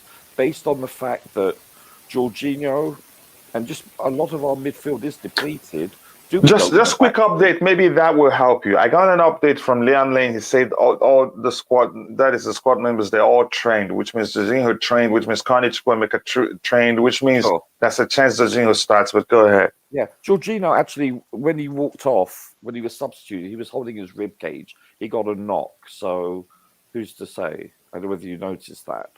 But it's interesting. You know, does our club captain play? You know, David, does he start? You know, he doesn't have the pace, but you know, he's got the experience and the nous. So he's seen it all. But then again, I believe his legs have gone. Chalobah, you know, I don't know. There's so many variations and permutations.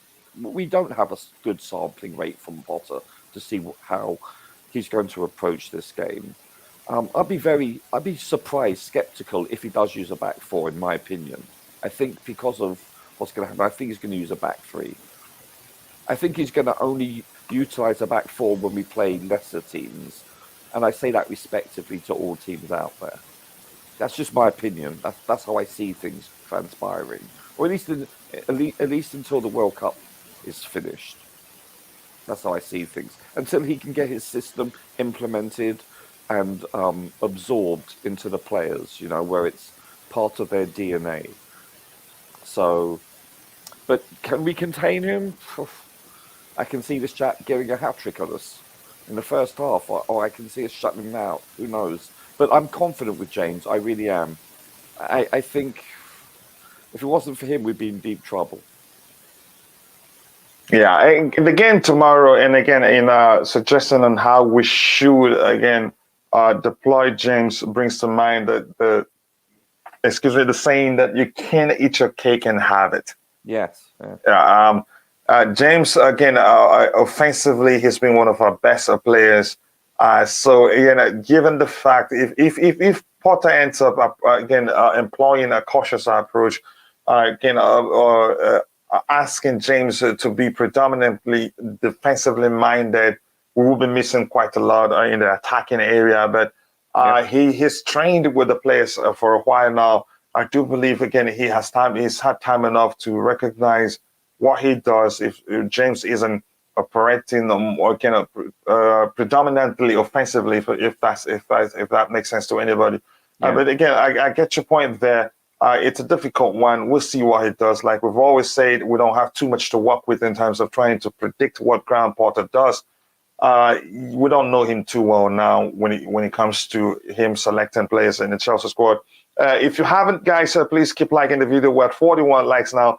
Let's try to get it to 100 likes as soon as possible. I'd really appreciate that. Once it's time to do the giveaway, I'd turn back on, again, the subscribers only, because I wanted to, again, reward those that are subscribed with the channel. Again, you guys mean and reward to me. We need this three midfields. Kante, Jorginho, cover. It must. Again, that says, again, Abdurrahman, Saeed. Again, it all comes down to what Graham Potter wants to do, but again, it's tomorrow. We'll see soon. I love track of schedule. Barca game is 12:30 again a.m. tonight your time. So probably 12:30 p.m. my time. I'll check it, but I really want to do again a watch along for that one, because I have a few Barca and I have Milan fans too in the sister channel. As much as we're tired of Jorginho flaws, is important. It's as simple as that. We can't do otherwise right now to our midfield structure and tempo control until we replace him again with a more athletic midfielder with his tactical ability, with his ability to adapt to tactics. Again, we will struggle. Whether we like it or not, again, he's one of the most important players for us at this point. And doing without Jorginho will hurt us for a while in terms of we'll not see a more coordinated play for until we get, even again, he's a register, and the managers we've had for the past from Sarri to Lampard too, because he likes to keep the ball. Although if you ask them, they wouldn't give you the name register. They just call them midfielders. But I think Jorginho is the perfect guy for managers who wants to keep the ball and control the game. It's as simple as that, but we'll see what happens. Maybe we're getting somebody who's able to do fulfill that role and at the same time be a bit of a defensive midfielder, which you could say we had that in Billy Gilmore. Billy Gilmore, I defined him with a video I did with Lance React as a mashup of a defensive midfielder and a regista, which means he can fulfill the Jorginho role, and also he read the game quite well. He's quicker than Jorginho. Again, even as small as he is, he's very physical. But that's, by the way, there's a conversation between two people there in the chat. It is sad to see Giroud playing against us. Very sad. I love this so much. Again, an exemplary professional. Plus, he's a fine finisher. Why we let him go, I don't know. But that's in the past now, and I'm really concerned. Except I don't know if Koulibaly starts alongside Fofana, you can say he really would be able to deal with them and physically too. Again, because he's a powerful player. Again, here we go. I know what you're talking about. I know, Tobago, you most definitely, you're most definitely talking about, again, Nightbot, leave Tobago alone. You're most definitely talking about it. Here we go from Fabrizio Romano. I haven't seen a tweet as such, but let's see what happens. Giroud and Tomori coming home. Yep, homecoming for those two players. I love them so much. I loved Tomori. For some reason, we don't really know what really happened between him and Frank Lampard. And he says again, I'll get to that in a bit. So let me plug in the goalkeeper here. We agreed. Kepa most likely. Some people say again they've seen the goalkeeping training session, a video where the focus was mainly on Mendy. I don't think that guarantees that Mendy starts, probably because he's still coming back from injury, and the focus is to help him recover very well. So to me, Kepa here, okay. And the pairing here, that's where I'm going to bring you guys in. And I'm going to end the poll, which asks the question, goalkeeper, again, 61% says Kepa, and 39% says Mendy. The overwhelming majority of the Chelsea fan base now, again, feels like Kepa should be the starting goalkeeper just because of, you can say form issue. Mendy's form of late hasn't been anything to write home about.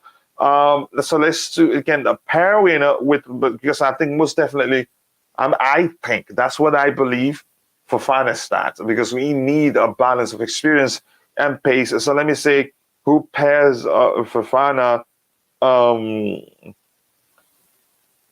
Let me just say again, who starts? Let me just ask the question, who starts, and I'll plug in the name. I think that will make you understand that. So I'm going to say Koulibaly, and then we have the general himself, Silva there. So let's get your opinion. So Roger, for the two CBs, again, to me, again, that's what I think will happen. I think Fofana starts and we'll pair either Silva or Koulibaly. But to you, what do you think happens? I could see him starting Silva. I could see him starting Koulibaly. I have no idea. I'll be honest with you. But for the fact that Silva played the last game, and the games are coming in thick and fast, it's a very busy period. Within 2-3 days, we game each after every 3 days or so. Again, Silva played the last game. Koulibaly didn't play, and he traveled. Yeah, go ahead. I agree. But having said that, I think this is a must-win game. And I don't think I can't remember who our next fixture is in the Premier League, but it's not a Big Six team. I think he rests him for that and he plays him for this. That's just my opinion. But I'm not sure the formation either. If he does play with a back four, then maybe Silva doesn't play. Who knows? Yeah, I have to change this quickly. That's a horrendous mistake. I have to pay attention to what I'm typing. Of course, I called Silva silly, and the first person to pick it up. Really? Yeah, the first person to pick it up was the usual person who likes to shame me publicly. Okay, let me start with that. Let me start with Silva. It's easy. My mind is everywhere because I do everything myself. Then Koulibaly. Okay, go through it again. There you go. I think we're fine. Or maybe I called him something else this time. Go ahead. You were saying something, Roger. No. If it is a back four indeed, then there's a strong chance it's Koulibaly because I think Silva, he's exposed a bit in the back four because of his lack of pace, even though he reads the game so well. But I think we need more firepower in the air. So it's probably will be Koulibaly. But then again, I really think we're going to play with the back three. So who knows? So you don't think the structure we saw against Crystal Palace was a precursor for this one? You don't think so? I'm leaning towards no. Because of the fact I think he'll use that for where he believes we're playing teams that we will possess the ball far more. And I think playing against teams that will be close to 50% or greater than 50% possession, then I think he'll use a back three. He'll be more pragmatic and conservative in that regard. That's just my opinion. I mean, as I said, we really don't have that much of a sampling rate to go by. But I think that's not, at least until the World Cup anyway. But I think that's what's going to transpire. This time next year, he may be very comfortable playing the vast majority with a back four because he's instilled the concepts and ethoses of what he wants to do, and there's translated from the training ground onto the actual playing surface. So who knows? But that's how I see it initially anyway. Yeah, it's really a difficult one to call right now. But left for me, I'd say, I'd say again, there's a chance he rotates. Again, rotation will be key in this busy period because the games are congested. But we'll see what happens. Giroud and Tomori, homecoming for those two. And to my brother, Nicholas Chelsea says again, a big up again, everyone, and hit the like button, people, and subscribe to the channel, please. Again, I'm going to tell you this, the coolest says, I'm not going to be reminding you to do this every day. Take your time and share the link to your channel so that people can go check it out and schedule a show where we'll bring the fight to your channel. I really want to do that because you've been helpful to this particular channel too, and I appreciate that. I have to find a way, again, to pay you back, and the only way will be, again, to bring the fight to your channel. And I have to confirm that this is you, Tobago, before I make it a mod. Again, the risk there is high. Here we have again, and he got a timed out. Tobago, right? He used all caps because he's bringing the fight regarding, again, that Chelsea have signed probably the news from Fabrizio Romano's stream, and that we've agreed there's an agreement in place for Leipzig to sell Nkunku to us. So he was too excited. He typed it in all caps, and Nightbot timed it up. I'm good. Okay, thanks. And you okay? Thank you very much. I appreciate that. Anything else to address here? Says Silva is our best CV. Can you imagine that? Mana is, he's the GOAT, the best. Again, his intelligence is one of his best.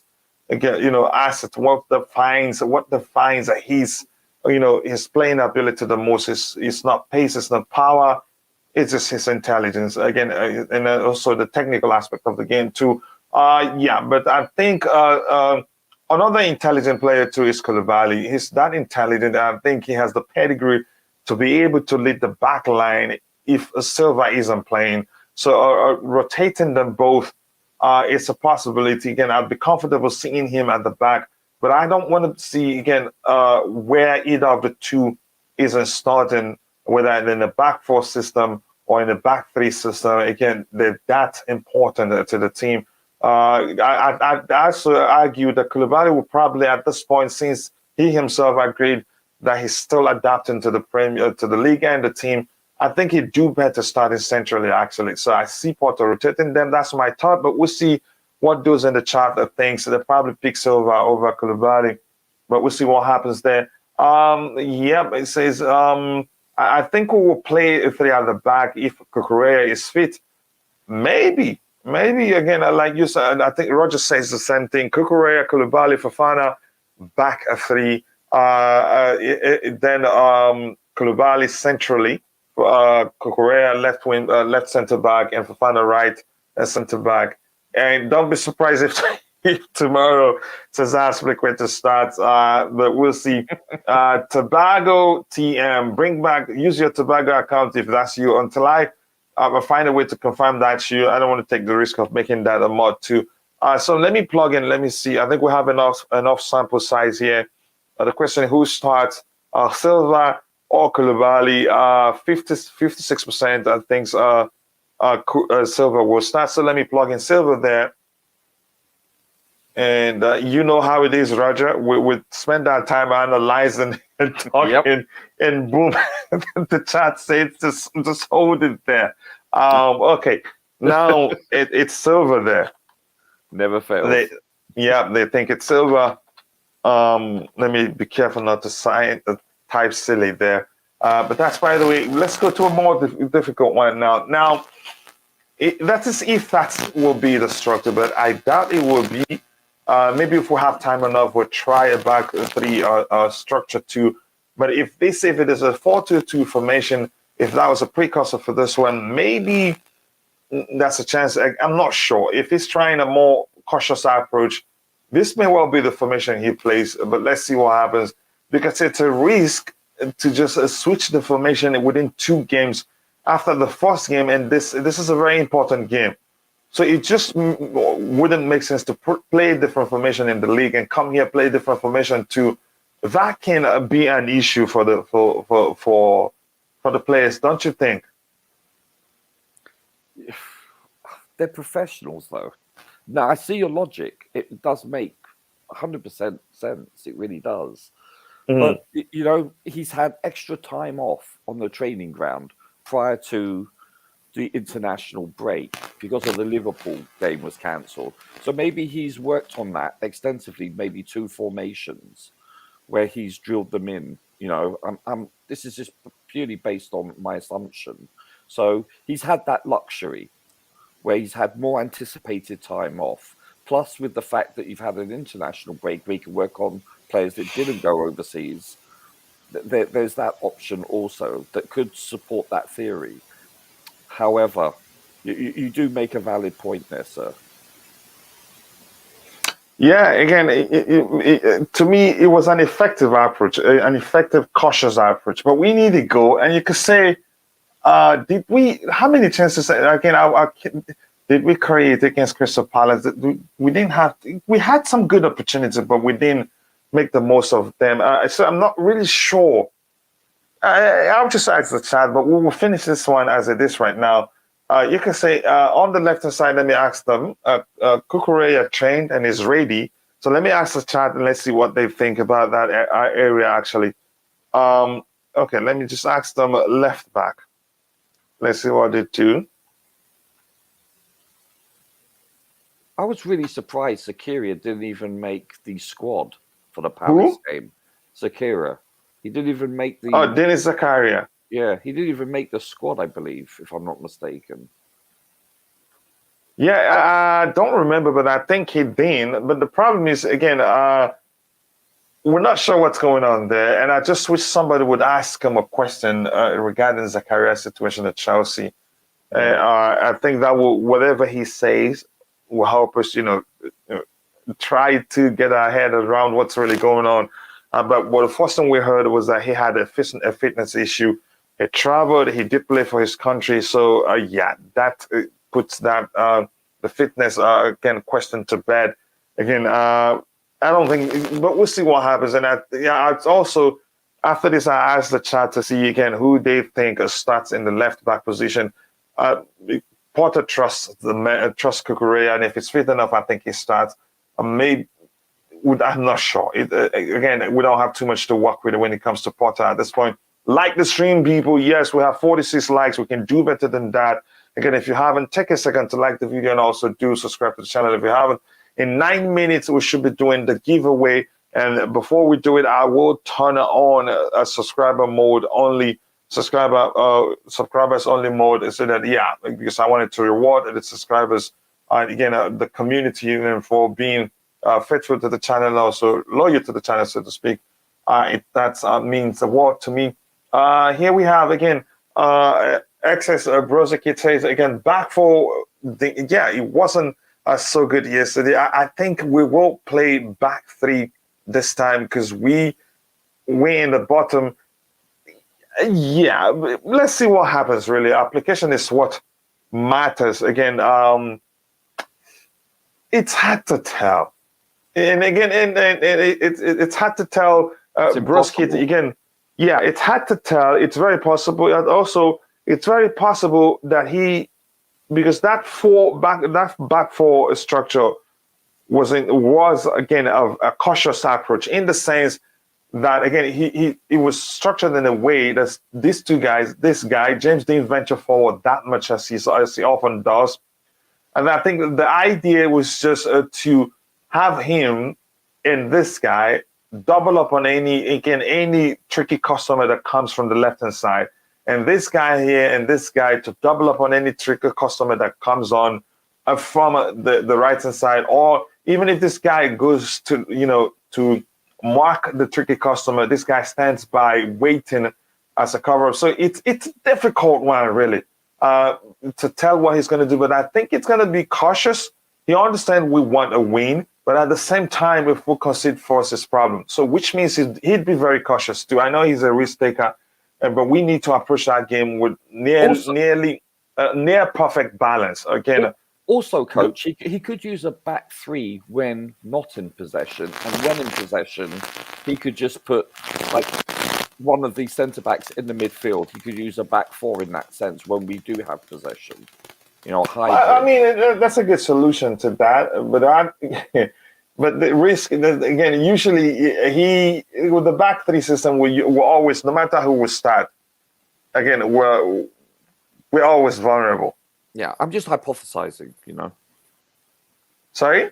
I'm just hypothesizing, just putting it out there. Yeah, I get that's what we're doing here. But there's no telling what Potter can do, and like I said before, we don't have too much to work with. It is as simple as that. Again, if you're watching, please take a second to like the video and also subscribe to the channel if you haven't. Yeah, I agree with you there, Brisket. Again, here, Tobago. I want to confirm that to you before I make that a mod, so you can share your link. But use the other account and share the link with it. Big up this community, Tobias. I hope you're doing well, brother. Nice to see you here. Thanks again. Let's see what else we have here. Nothing else to address. In the back four, Cucurella is the best, but back three suits Chilwell. Yeah, as a wing back. Again, he does well going forward. The Son of God TV. Again, I'm guessing you have a channel. You can always share the link to your channel if you can. Again, that's what we do for each other here. We grow together. So yeah, again, good one there. I think it makes sense. Attacking wise, Chilwell is capable of getting us goals. In that position, Cucurella, he hasn't shown the ability to score more goals, but he does put quite a lot of good crosses into the box. TC. Yeah, again, how are you doing? I hope you're doing well. It's been a minute. Thanks for finding the time to join today. Here we have Cucurella at left centre back. Again, will be alongside Sterling on the left. That duo is going to be beautiful. The pace in which Cucurella passes the ball, so direct and forward. And plus, again, he's not the type that if you cut out his passing lane that's available to him, again, he's capable of finding a further player, again, who you didn't even realize he sees. And what I like the most is, again, his passes are usually on the carpet and with pace too. So I like that much from him. It's me. Yeah, it is Tobago, to be honest. Again, thank you for that. Let me see what else we have here. Mind yourself, coach. Have to go. Again, see you later, everyone. See you too, brother. I hope you're well. Thank you so much for finding the time to join. Stay safe, bro. I appreciate you. So here we have to, again, plug in Cucurella, 90%. Wow, that is not fair. Wow. 90% to bench was 10%, and that's 10 people. That's not even close, is it? It's not even close. That's really not fair. Again, but that's, by the way, this one again. The selects itself. It's James, or maybe Ivanovic. But that's why I'm going to end the poll right here. So this is where we're not sure what's going to happen, but most likely Kovacic, he's fine and he's rested. I think it'd be better this time. Let's say Kovacic, Kovacic, again, it's spelled correctly. Where we have an issue here, so I'm going to add the chat. But before I put up the poll, what do you think it's going to happen here for the two players essentially here, even if it is 4-2-2-2, or even if it's, again, 3 of 5-2, what do you think happens here, the second player here? Who do you think it will be? You're asking me? I have no idea. I'd be shocked if Kante plays. You know, I wouldn't be surprised if it does, because of the importance of the game. The fact that we need, again, a player who's capable of breaking up opposition play and reading the game very well. I think he's back to training. Potter may well risk it. Go ahead. He's back to training, yes. Who? Is he Kante? Is he back training? He trained. We heard everybody trained today. And fully trained or just training alone? The full squad trained, according to, again, the update I got from Liam Lane. If he's been given medical clearance, then he starts. Then I was not under the impression that he had full medical clearance. So that's good news. Hopefully, we don't overuse him. Hopefully he plays 70 minutes only. I hope so. But given the importance of this game and how much the club are paying him, I think they wouldn't mind risking it. I'm serious about it. Again, in about 2 minutes, we would do the giveaway. I think the rule at this point, I have to use this rule. If you have won this before, you're not going to win this. And also, for the Roman Abramovich, again, tribute contest where you get to win $150, send in your entries for the quarterfinal stage before the 15th of this month. If you don't have the email address to which you'd have to send your entry, your quarterfinals entry, again, the write-up, it has to be 150.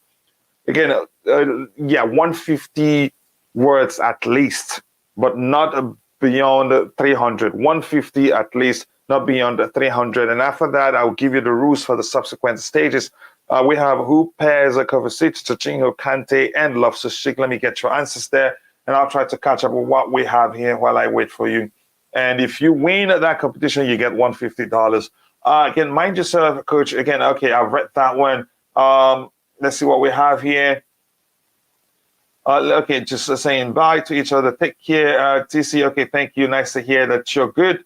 And we have, again, is J5 injured? Leon, according to Leon Lane, they all trained today. Let me look at that again to be sure I didn't misread it and gaslighting you here for the sake of talking. Okay, a full squad trained this morning, so J5 must be okay. Yeah, again, it was a knock, and he could have continued had we left him on the pitch. So yeah, is Nkunku confirmed? Confirmed is when Chelsea announces that. Only good in Liao, so he's not confirmed yet. Again, we'll see what happens. Here we have, what do we have again? Okay, just warning somebody again, because you're using all caps, the machine that's policing the chat sees it as spamming. So yeah, please be careful not to use all caps so it doesn't shut you down. Give me a second. Okay, what do we have here? Give me 1 second. My screen is frozen a bit. Again, I wish J5 all the best, but low-key excited to see other CMs use. Well, he's fine. He trained, the full squad trained, so he must be okay. Next season, James Tubasa, it's never going to happen. Maybe if you have the money to pay us, again, near the $250,000, maybe that's your taking. Remember, he's just taking his stay. And you look like a Barca fan. Again, if you haven't, please go check out our sister channel. Subscribe there. We'll talk about Barcelona, AC Milan, and every other club. We're still looking for hosts to accommodate more clubs. Again, keep liking the video and subscribe to the channel if you haven't. Just give me 1 second and let me change something around here. Okay, that will do the change I want to make there. My system wanted to restart in the middle of a show. That would have been horrible. Again, I think Ruben Loftus-Cheek will start, and I'm happy to see him start. To be honest, he's returning back into his best. You could say he's there already, actually. But the problem is, I wouldn't want to see him play again in the position where he played when he came on against Crystal Palace. He looked lost. Maybe the structure is the problem. Again, he's such a comfortable dribbler when he grows into the game. But I don't want to play him at deep. I want him to play for the forward, closer to the final third, if that's the way you prefer to hear it. Please like and subscribe when you enter. If you haven't, not yep, that helps the channel reach more people. We're still stuck at 49 likes. Let's try and get it to 100 likes by the time the show ends. Thank you. Thank you very much. I appreciate that. Here we have where in control with Nkunku. He's more or less a Chelsea player. I hope that's the case. Again, I've heard that. I would get celebrated if that happens. Yep, thank you very much for that. RLC, you cannot defend. I see Kovacic and Kante starting. If those two start, then would be good. With Kante, again, being the more, you can say, resolved in the 260 approach, while Kovacic, his digital role hybrid of 8 and 6. I don't want to see Ruben Loftus-Cheek play there. I think he struggled, especially yesterday. The last game we played, he looked lost. Plus, let me talk about this a bit again. I've talked about that before. Loftus-Cheek, I know if there's enough space in that midfield and he's deployed deeper as one of the 2-6s, he's enjoyable to watch. But again, the risk is higher. When you play him there because of his inability to read the game.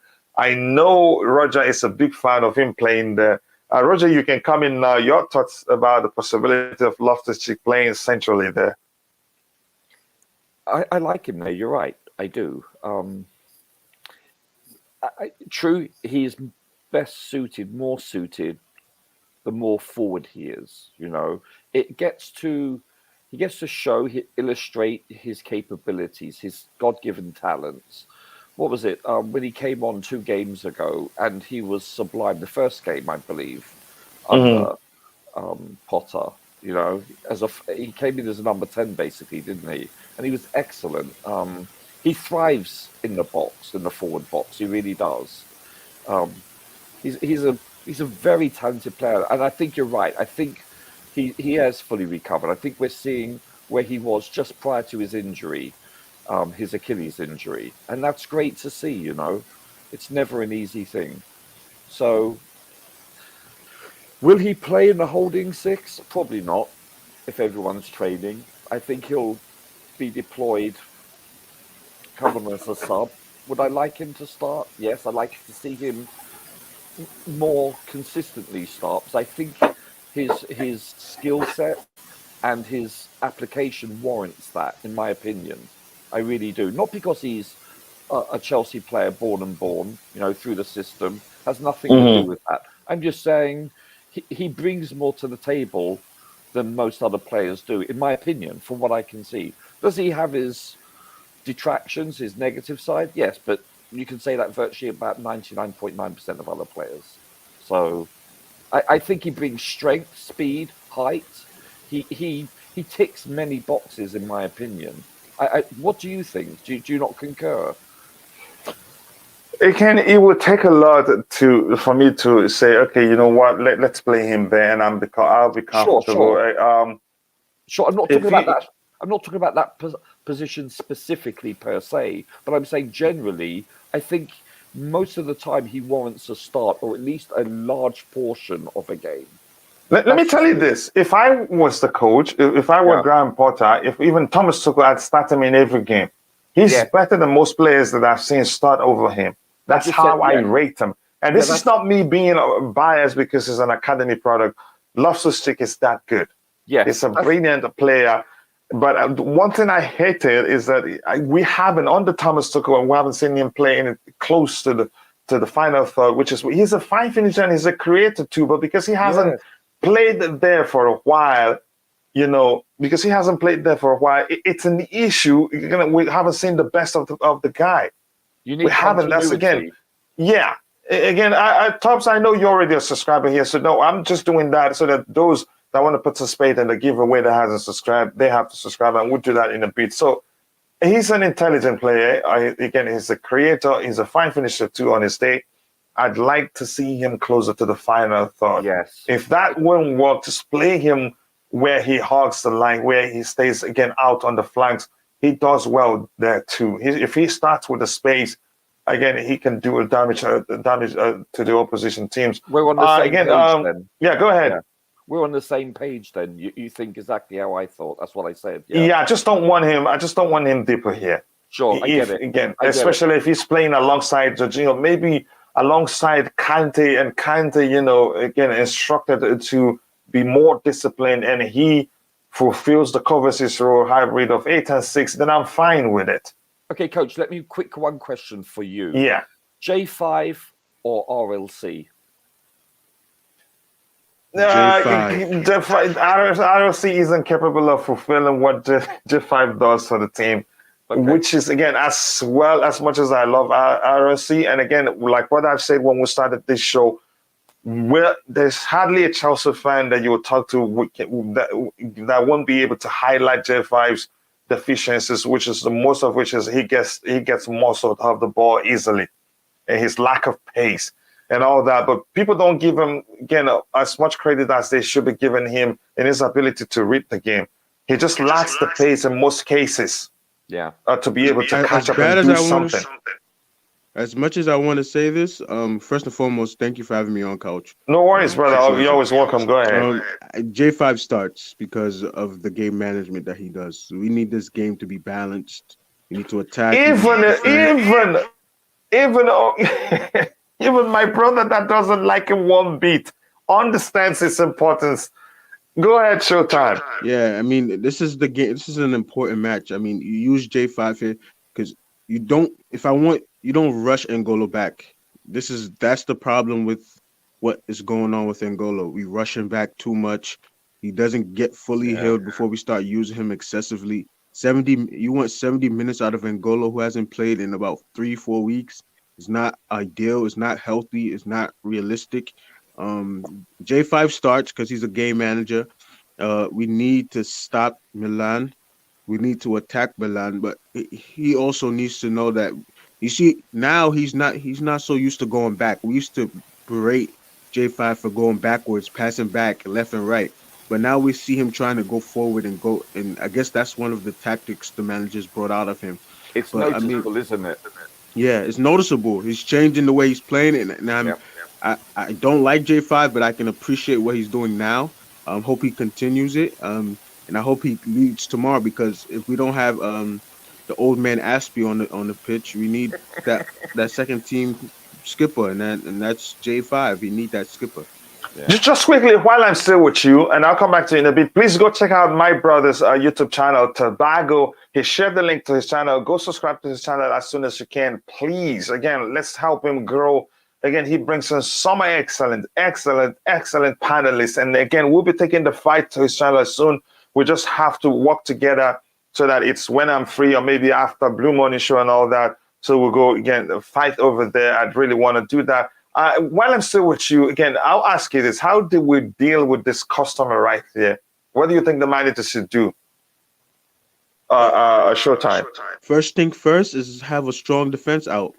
A fast, easy defense, which can utilize stopping him going forward. You get attacking him one-on-one.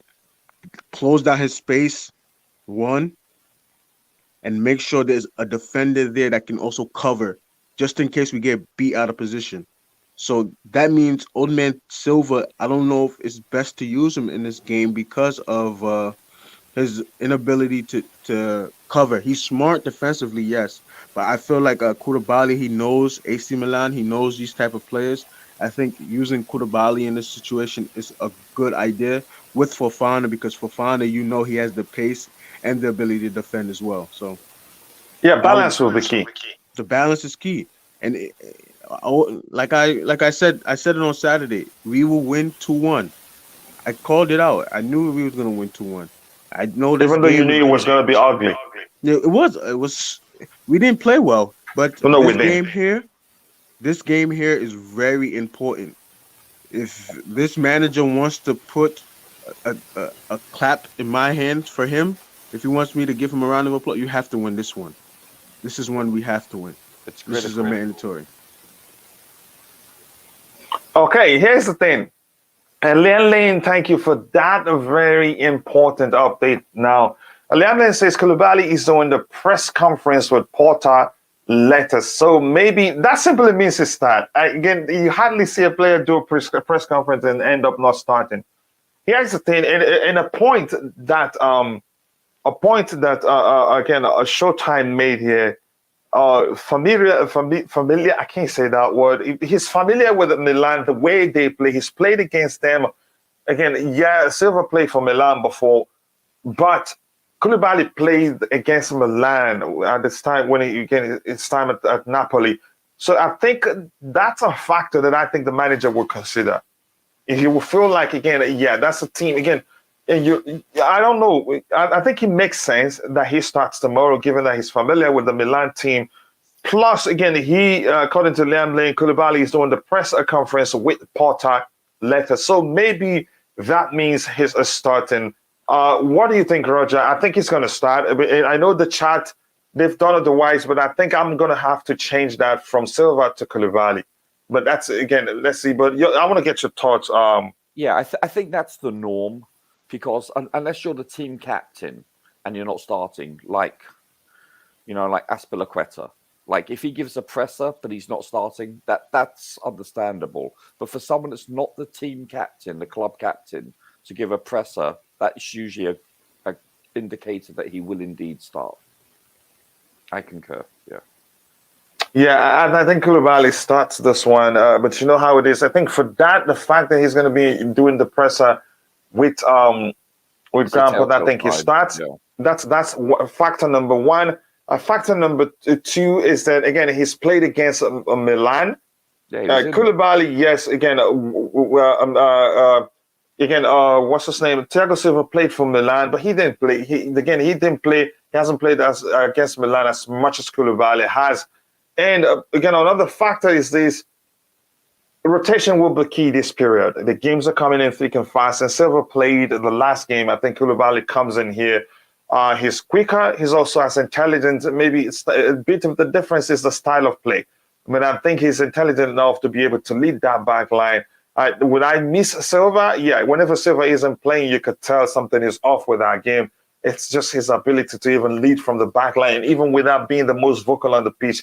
The way he plays, he leads by that. Again, Showtime, I know you miss Marina. Oh, why not? Look, are you not seeing his name? Again, he misses Marina. I think he's given up on Lukaku too, but we'll talk about that later. I don't want to start a fight with my brother right now. Kovacic, Ruben Loftus-Cheek, Gallagher midfield, three risky, but the football, when it clicks, will be superb. I think Loftus-Cheek will get a chance at the Porta. He knows him quite well, and I believe he knows what he's capable of doing. Let's see what else. Anything else to address here? Tomorrow, he says, again, I would love to see Conor start. I think, yeah, I'd love to see him start too, but I don't know. Roger, quickly, let me just catch up with this. True, we should arrest T. Silva as much as possible. But again, this former club, I saw what Gallagher did. Thiago Silva deserves to be on the pitch and get us, again, a standing clap from AC Milan fans. Yeah, for me, let them keep their clap. Let him rest again and be fit for the next game. It's a busy period for us. Press conference at 3 p.m. Yeah, again, that's important too. Again, take Silva off after 75 minutes. Again, for the fans, I can clap. I'm so really concerned. Where's that one? I'd like to see Conor Gallagher start. Just quickly, can you address this one, Roger? Is that something you want to see happen from Tobago? In a 4-3-3? Yeah, do you want to see Gallagher? Yeah, in a 4-3-3, yeah, we have to be honest there. Again, do you think again he is even going to get a chance to start? I doubt it. I think he's going to play the vets. Yeah, it's possible. You know, as we said, you know, who can tell? It's just pure, you know, it's guesswork at this point. But I mean, yes, he came on and he hit a worldie. I give him that. And look, he proved last year consistently that he not only scored some good goals, but he also assisted. But this is a huge game. It may be too big of a game for him this early in his career. Again, here's just my argument. I understand where you're coming from, but I think how to manage young players is when they are on high, when they're high on confidence after such a brilliant goal. I don't think no game will be bigger for him. It's too big for him to play. I think it's important that you build on that confidence. Again, if he gets a chance to start, it will be huge for him. He'll still be high on confidence given that brilliant goal. It only makes sense if you ask me to start for him to get a chance to start. Again, even if you want to take him off later, but let him start because he'd be high on confidence now. That's my argument. Showtime, what do you think before we do the giveaway? Regarding Gallagher, I'm fully 120% behind Gallagher and wanted him to start. I think he's showing what he can prove. That goal alone showed that his ability to score. We haven't seen that from his fellow countryman, as in Mason Mount. I think he over Mount right now because of the confidence that Gallagher has. I think you put Mount on the bench. I don't care if Mason Mount is under contract negotiations. I mean, you don't hear nothing about his contract negotiations since the turnaround from Tuchel. So I think Gallagher gets the shout because Gallagher, it's like Couch said. I think his confidence is up there now. I think he needs the runs of games consistently, and I think he deserves it. I mean, there's not nobody that can argue that he doesn't deserve it, let alone what he did on Sunday or Saturday. Was it Saturday? Yeah, what he did on Saturday was pretty not a wowzer, but it was needed for the team, you know. And I think he deserved the shout. I think he deserved the shout. I don't know I don't know if you choose him over Kai Havertz or Mason Mount or Inflation Mount. Um, it's either or. I mean, right now I'm going for Gallagher. I mean, I was behind him in preseason. I'm behind him now, and I hope he does well. I hope he gets the shout tomorrow. I hope this manager knows exactly not to play player power or stuff like that. I hope that's not in our dressing room. So, But I don't think he plays in the 7. Jorginho plays in the 7. yeah. Yeah. How about again? Let me ask you this. I think I hated Thomas Tuchel playing him deeper, which has always been our concern here. It was Ty, who again? I think it was staff then. Our concern was Thomas Tuchel would probably play him deeper, which again he looked confused in that position. But that's by the way. Again, let me ask you this, Roger, quickly. How about the fact again that the fact that again what I was going again the from the perspective of building on his confidence, building on the fact that he scored a brilliant goal, he'll still be high on confidence. How about considering that, give him an opportunity? Because when you players at this level, you have to time it. Because if after that goal he doesn't start this one, it's more like he's starting afresh. That's how I see it. Again, timing is important for players at this age. For their development, you have to give them opportunity to build on whatever you see that they did was good, and which means I think he starts the next one. Yeah, I mean, you're right, both of you. I mean, his confidence isn't high; it's sky high. It should be, and as I said, it's not an aberration. It's not a flash in the pan. What he did, not only with his goals last year, but also his assists, and I believe he was Crystal Palace's Player of the Year last year. Is he playing better than Mount right now? Yes, I think so. Yeah, I concede that. There's no doubt. You'd have to be naive to think otherwise. So, but does he start? That's maybe. So this is what I want to say. There are some players that look decent on the training pitch, but excel on the actual game. So their training pitch doesn't match their output that they do on the actual pitch. So maybe there are some coaches or managers, however you want to describe them, look extensively more on the training ground during the week than they do when it comes to game time. And there are some managers that take game time quality into consideration over pitch time. Question is, which one is Potter? Does that make sense? So if he doesn't start Gallagher, and hypothetically that could actually be interpreted as Gallagher didn't have a good week on the training ground.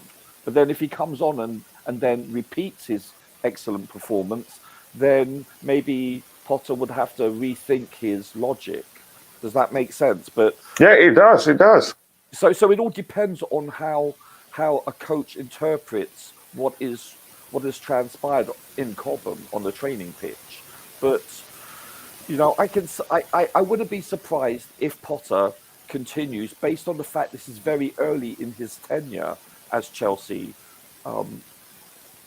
manager, that he would probably start with the more senior, established players. Would I like Gallagher to start? Yes, of course. But do I see it as likely? Probably not. But then again, I wouldn't be surprised if he does start, because, as we've mentioned a million times, we have no sampling rate of any size. I get what you're saying, but Yeah. if I may, my Of course. thing with if this manager comes in and plays the more that's like a player power situation there, because you're seeing a youngster come in and give you more than what your senior player is giving you, Yeah. but then you put him on the bench because he's not a senior, he's not more of a seasoned senior player. That's just like you can't. I think this manager, he needs to find his own identity. You see, because you Yeah. see after the match on Saturday, he went to cheer on the fans, the away fans. But it's short lived. He went there, clapped, and he turned back around because he knows that he has no pull with the fans yet. So for Right. him to be in tune with the fans, especially match going fans, he needs to be more of a Tuchel, not even like a Tuchel, but like a Jose, a more of your own characteristics, more of a your own personality. I don't know if it's a British thing or not, but I think he needs to have his own identity, and so he can join the fans. Because as of right now, we as fans, I don't know for you, I can't speak for you, but for me, it's more so he has to do more than just because I don't see the purpose of him still continue to start Kai Havertz and mix them out together when the production isn't there. Yeah. And it's been like that all season. You make good points. When I say I don't look at it as player power, or maybe I'm misinterpreting the context in which you're using it. But I'm just talking about generally a new manager, especially in the first couple of games, he will look to experienced players based on one thing, that they've seen it all before and they can read the game better and hence less errors, generally speaking. I mean mental errors, not physical errors. Do you see what I'm saying? That's generally the norm over history of time, that most managers do that. Yes. That's where I'm pulling that information from. I definitely I Yeah. get that. I get that point. Yeah, But yeah. if that's the case, then what is Hakim Ziyech still doing on the bench, rotting No, away? no, for sure. If it comes to that, he's more experienced than most of these players. He's almost 30 years old. So what I think, because like also we have to put in aspect, it's World Cup season. He is 30. Yeah.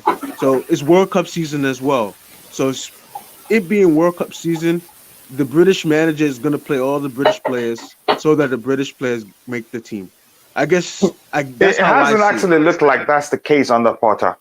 I think it's been the only thing the politics we've seen there. Even Bobby was saying the other day he thinks he's complaining about something that he sees that he thinks is very common with British managers. Whenever they get a chance to to coach big clubs, they usually pay attention to nationality and passports, which means they prefer playing foreign players. To me, that's my interpretation of what Bobby said that they prefer playing foreign players because of where they're from than even playing British players.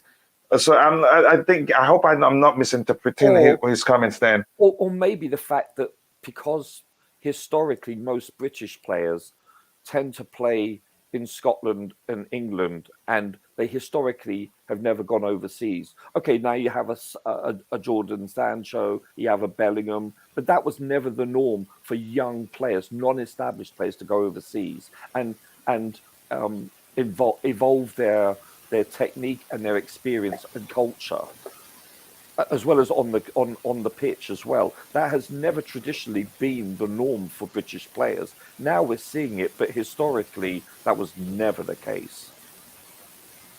Yeah, again, let's quickly get done with again in a beat. See what your type is. Be kind. Hashtag be kind to participate in the giveaway. Let me just give you 1 more minute. And quickly, let me ask you this, Roger.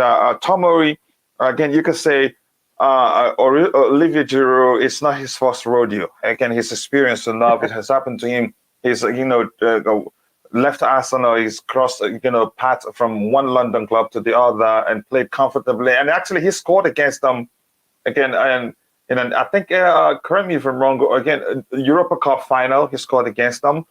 For Tomori, he's still very young. And do you think he'd be nervous? Because No, I hope he doesn't. I like him as a player, and I only regret that he didn't choose to represent again my birth country, Nigeria. He scored an own goal when he came back to the Stamford Bridge with Derby County. That was with Frank Lampard.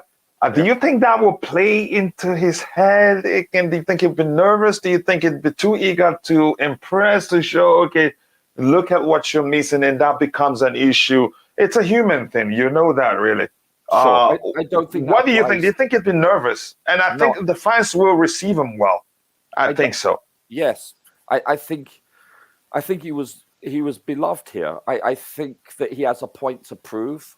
I think he wasn't given the opportunities that was warranted. Tomori is an excellent player. He was Player of the Year when him and Mount were playing for Derby County. He's an excellent player that should have been afforded the respect to at least given a contract and not sold, because he was never given the opportunity to play enough. He didn't see a pathway to a starting based on historically this is what transpired. I think he comes in not with, oh, I'm nervous, this is where it all started for me. No, I think he has a point to prove, and he will. Mm-hmm. What do you think, Showtime, for this our brother here? What do you think? You think he'd been nervous, too eager to impress, that he gets to him, or too eager to show the club what you're missing?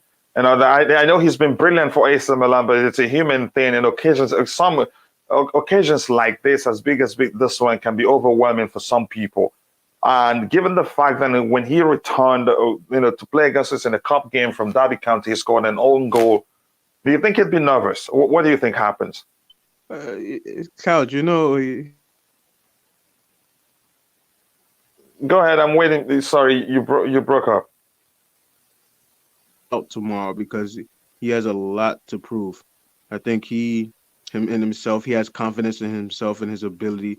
He wants to prove, because I don't think we have a buyback clause for him. So I think he will take that. He's gone. He's gone. Did he gone? Yeah. So I mean, he will be like, okay, Chelsea wanted to let me go. I'm coming back, and it's Champions League, so that the adrenaline will be pumping, and he's gonna be. I hail this guy. He's one of us. He's Nigerian, so he's gonna. But looking beyond that, he's a fine player. He's a very fine player. I just don't know what Lampard promises something, and then he gave it to him, and he was upset, so he had to leave. But I know that if he stayed under Tuchel, we wouldn't have this problem. We're going to have to buy Koulibaly, Fofana. Exactly. He would have sat right in there, but we let him go too early because Lampard, he didn't want him, and him and Lampard didn't see eye to eye. But it's understandable. Hopefully he comes back. When his time is up in Milan, and comes back home. He knows where. It will be pretty difficult. I don't think they'd let him go. I think it was a smart approach from Maldini then again to lure him to Milan, and again probably before you insert again a buyback clause, usually there has to be agreement for all the parties involved. He didn't want one probably. And I think the relationship was Soured. he was soured that he didn't think he was going to ever come back to Chelsea. I think as much as most people give Frank Lampard credit, for using the youth and all that, that was when we had the transfer ban in place.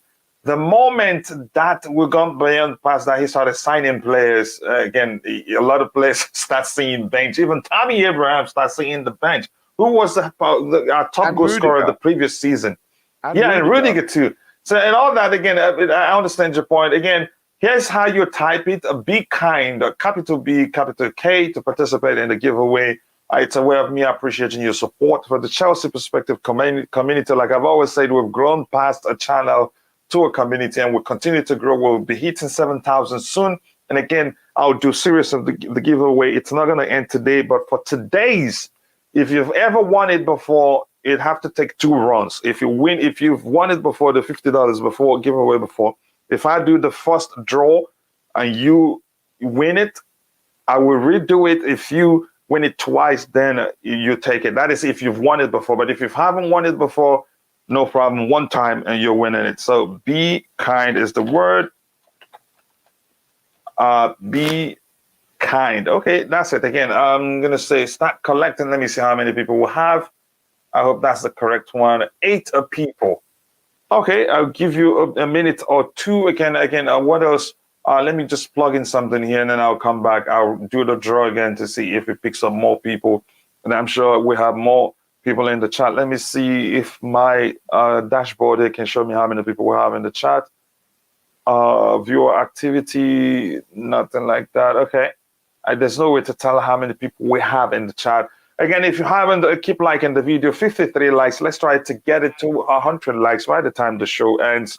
And again, we still have how many people watching? 49 people. Again, hit the like button and subscribe to the channel if you haven't. And thank you. And thank you very much. Here, Gallagher, people picked Gallagher over Mount. Again, to me, that's not to say Mount is a bad player. I think both of them should be rotating. You could say they have the same energy. The only difference, I think, is that Mount will probably get you more. Gallagher will probably get you more goals than Mount would. That's how I see it. Kante here, the vote did that. We have about 4 more positions to plug in by the time we end the show. So let's complete the draw.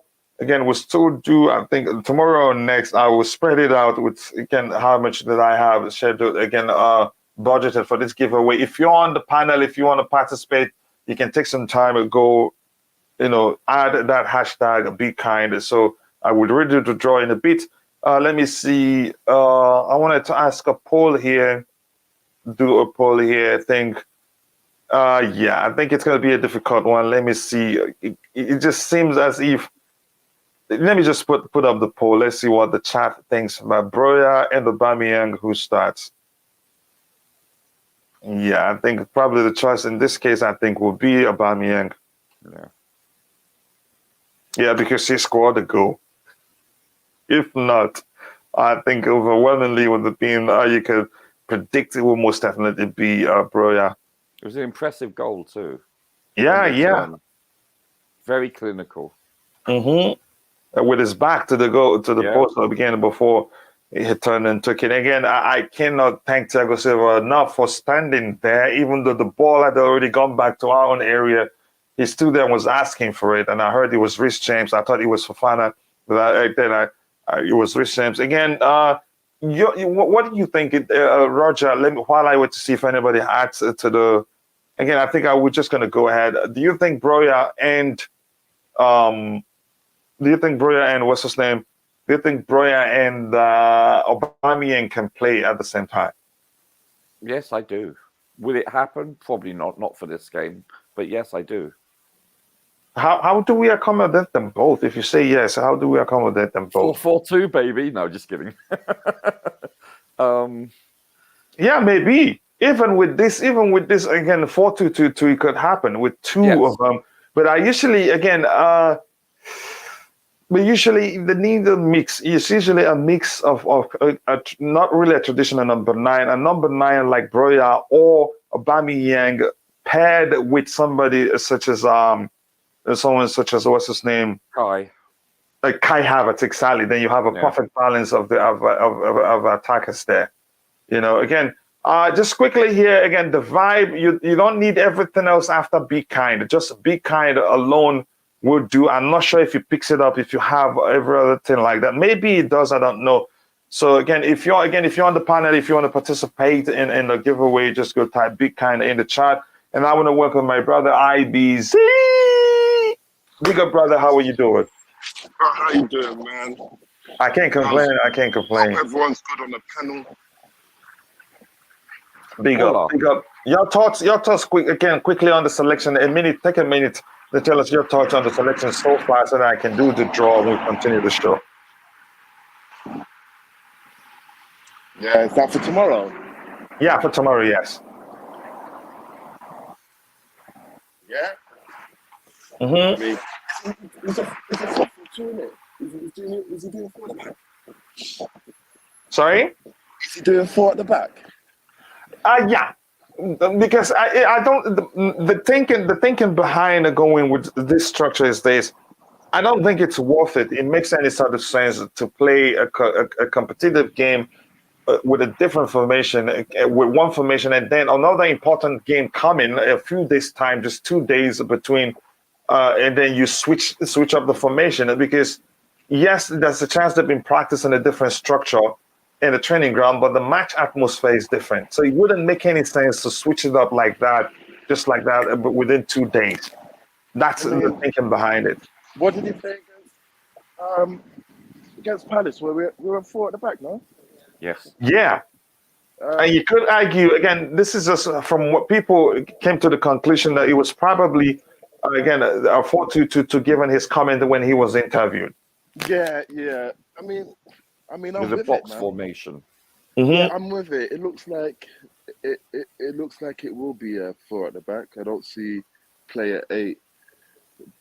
I don't know how player 8 is going to change into a makeshift if Cucurella turns into a 3. Yeah, I see it. I think you're right. I think it is a 4, and it will transition maybe to a 4-3-3. Mm-hmm. Yeah, it looks like it's a 4, and if anything, it will transition to a 4-3-3. That's what I saw against Palace. So yeah, this makes sense. Again, but I'll put Koulibaly instead of Silva. I'll put Koulibaly and Fofana. Benching Koulibaly 2 games in a row. Obviously, I'm not privy to what's going on in Cobham. I wish I was, but I see no reason why this Khalidou can't be on the starting 11. Other than that, Kovacic and Kante. I've heard Kante, Edouard, Cucurella with training. Mm-hmm. I might not start Kante. I might just ease him in 65th minute type beat, second half type beat. I wouldn't start him straight away, just because of the intensity may just be too much. Maybe let him just dictate the intensity by watching from the sidelines, and then he could just have an understanding. That's just my protection of N'Golo Kante. Cucurella. I mean, again, with same reading. Anyone that didn't start over the weekend will need to start today, apart from those that are coming back from injury. So if you're injured and you're just coming back into training this week, I will not expect you to be straight into the starting 11. But again, we're not privy to what's going on in Cobham, so it might just be the case. But all in all, the formation don't look bad. Players don't look bad at all. All right. Thank you very much. Let me go ahead and do the draw again. Where is it? Be Kind. I'm gonna go back again. 9 people now. I think it's actually updated by itself. It actually isn't waiting for me. So 9 people. I'm gonna go ahead. Anybody on the panel wants to join, or should I go ahead? Go ahead. That's fine. All right. Go ahead. Let's do the draw now. We have 9 people participating. Good luck to all of us. Like I said Wait. before, I don't want to miss out. Instead of prize give out. Wait now. Me, I enter now. All right, go type your own Be Kind, the capital B, capital K. Again, maybe that would give any other person time that wants to join to do so. Okay, I will wait for you to make sure it picks up your entry. Again, it's an interesting one. Where do I? Sorry, coach. Where do I go to? In the chat, then you have to go to YouTube. In the chat, type Be Kind. Yepa.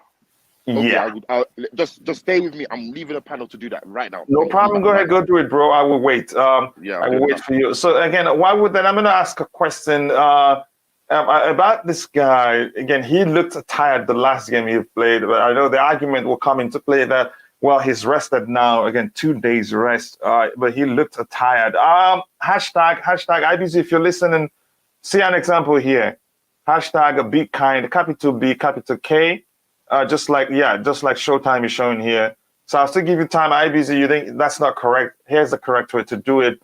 Roger, I'll come to you quickly. What do you think really about what do you think about Raheem Sterling? Do you think he starts? He looked tired.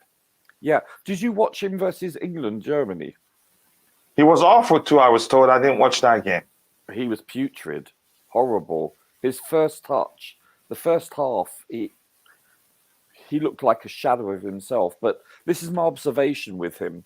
I have a plus and a minus. The plus is he makes absolutely incredible, intelligent runs into the box, especially the far post and the near post, things that we don't see at Chelsea from our forwards. And he's done that in City, and he's learnt that from Pep over the years. And it's telling. He has speed, he has great dribbling skills, but his first touch, the technical ability, this is his weakness, his Achilles heel, if you will. And I've observed that from his days at Liverpool to City and all through his England appearances. His first touch is noticeable. And this was never more than illustrated versus Germany. He was horrible. And also, versus Palace, I thought he wasn't as bad as he was when he played for England, but he was still poor, in my opinion. Yeah, again, I think I've done it. I think I've done it now, Coach. Sorry. Absolutely. After the 5th attempt, I think it's actually. I'm not sure if it's case sensitive. I think it's picked up the first one, so long as it's be kind. Hashtag be kind. But comics, one more person just joined. 12. I think the moment somebody comes in and adds a picture, I think it picks up that of comics. So let's go. I think let's one more time. 12 people. I think. I saw one the moment it came in, it did. Again, here's the rule. If you've won it before, you have to take 2 draws. So you have to win it with 2 draws for you to win it. But if you haven't won it before, 1 draw. And if you're the person, again, good luck to all of you so we can continue the show. Let's do it. Let's do it. Let's do it. Let's do it. Let's see what happens. And it is a whoo. Please don't pick me. Wow. The coolest. The coolest. The coolest. Congratulations to you, Tobago, my friend. He's tried severally. He's tried. I think we did it 10 times then. He missed out on all of them. Always there. But congratulations to you, brother. I'm happy for you. Reach out as soon as possible via Twitter DM, and you get it as soon as today, as long as you have PayPal. It is done today. Thank you very much. Again, I'm very happy for you. So we get back to work. IBC is just joining. And remember... what was the price? Sorry, Coach. I just entered. They say me I entered. Just $50. Tobago, well done, my brother. Congratulations. And again, if you haven't liked the video, also do subscribe to the channel. We'll do more. There's a budget for it. Again, so you still get your chance. So congratulations to Tobago.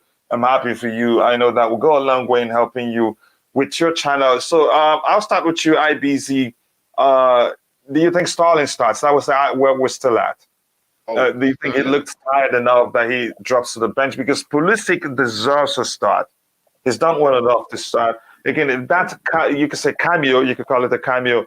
But he was brilliant. He was intelligent enough to lay the ball off to Gallagher. But do you think this guy starts? This Sterling is a mindset of wanting him, and does he need to start? His injury is what I'm overplaying. He may be tired. He played England, played against Palace, and again we're going to ask him to start against AC Milan. We got a lot of games coming up, so the right thing to do would be to rotate. We need to rotate, and I am with this situation, he may start and obviously be rotated, or Pulisic. I'm with you. I agree. I think Pulisic now needs to just start and show everyone what he can bring to the table. There's been a lot of chat on his name over the past 3-4 months about his ability, where his head's at. So right now will be a good opportunity to put your head in the game, get yourself in the on the assist or goal chart, and shut everyone up. So yeah, I would like for him to start, because Sterling, we still need Sterling on weekend again, don't we? Yeah, I'll have Sterling just rested, or just start just on the bench for a bit and then come in second half. Pulisic does deserve a run-in. So yeah. What are the options there? Pulisic, Well, Sterling, this number Sterling. 8 here. Pulisic, Sterling, and who? Yeah, Pulisic, Sterling, and that's it really. Who else? I mean, if he wants to do a Mazzolini. Yeah, if you want, if we really want to talk about experts in that position. Yeah, if you want to really, he could put might put Havertz there. He might put Mason Mount there. Oh God, no, please. It depends. But Callum Hudson-Odoi should be playing there right now, but he's in Germany. But it is what it is. I mean, I'll put Pulisic there. Sterling needs to rest a little bit. He's played a few games over the past week or so, a lot. So he just played what? Did he not play last week against Germany? A week ago today? Did he not start? He played the full 11? So yeah, I mean, it'll be okay for him to sit down, rest your legs, watch a game small, watch a game of football a bit, and then when you're called upon during the game, come in and play. But he may not be happy with that. But I guess Graham Potter will explain to him the situation. He will understand as well. You played so many games since you've signed. You've played more or less every game. Yeah, sit down small, because this October games are coming in thick and fast. So yeah, he will need to rotate small. I'm with you. Yeah, again, I'd like to go, Munoz. Unfortunately, you missed out this one, but there will be more. It's either tomorrow or next. I will space it out. There's a budget for it. I hope you get a chance to win. Okay. Showtime just went out again. I'm going to say again, let me ask the chat. I think Pulisic starts. I think Sterling needs a rest. I wouldn't be surprised if Porter starts him. But let's see what the chat does, because we analyze, waste time on it, and then we come back, boom, the chat, they do what they want. I'm guessing, Roger, you agree, given that you agree, Sterling, he looked tired, and he was awful for England, and lasted longer than I thought he should in a game against the Crystal Palace. Let me find out what Showtime thinks. Showtime, what do you think about Sterling starting that game? Yeah, Sterling starts. I mean, Pulisic is inconsistent. He knows his role is to come off the bench and give a spark. I mean, you don't change overnight. And I think Pulisic on the Potter, it's clean slate for everybody. But you could say Sterling have been poor of late. I'm sure Potter saw his performance for England in the last game. He lasted longer than he should, actually. Again, you shouldn't finish that game, but go ahead. I mean, right now, we need continuity in this team. Under every manager that we've had, we have inconsistently rotated players when not needed. I mean, we need these players. They're freshly new. The attack is new.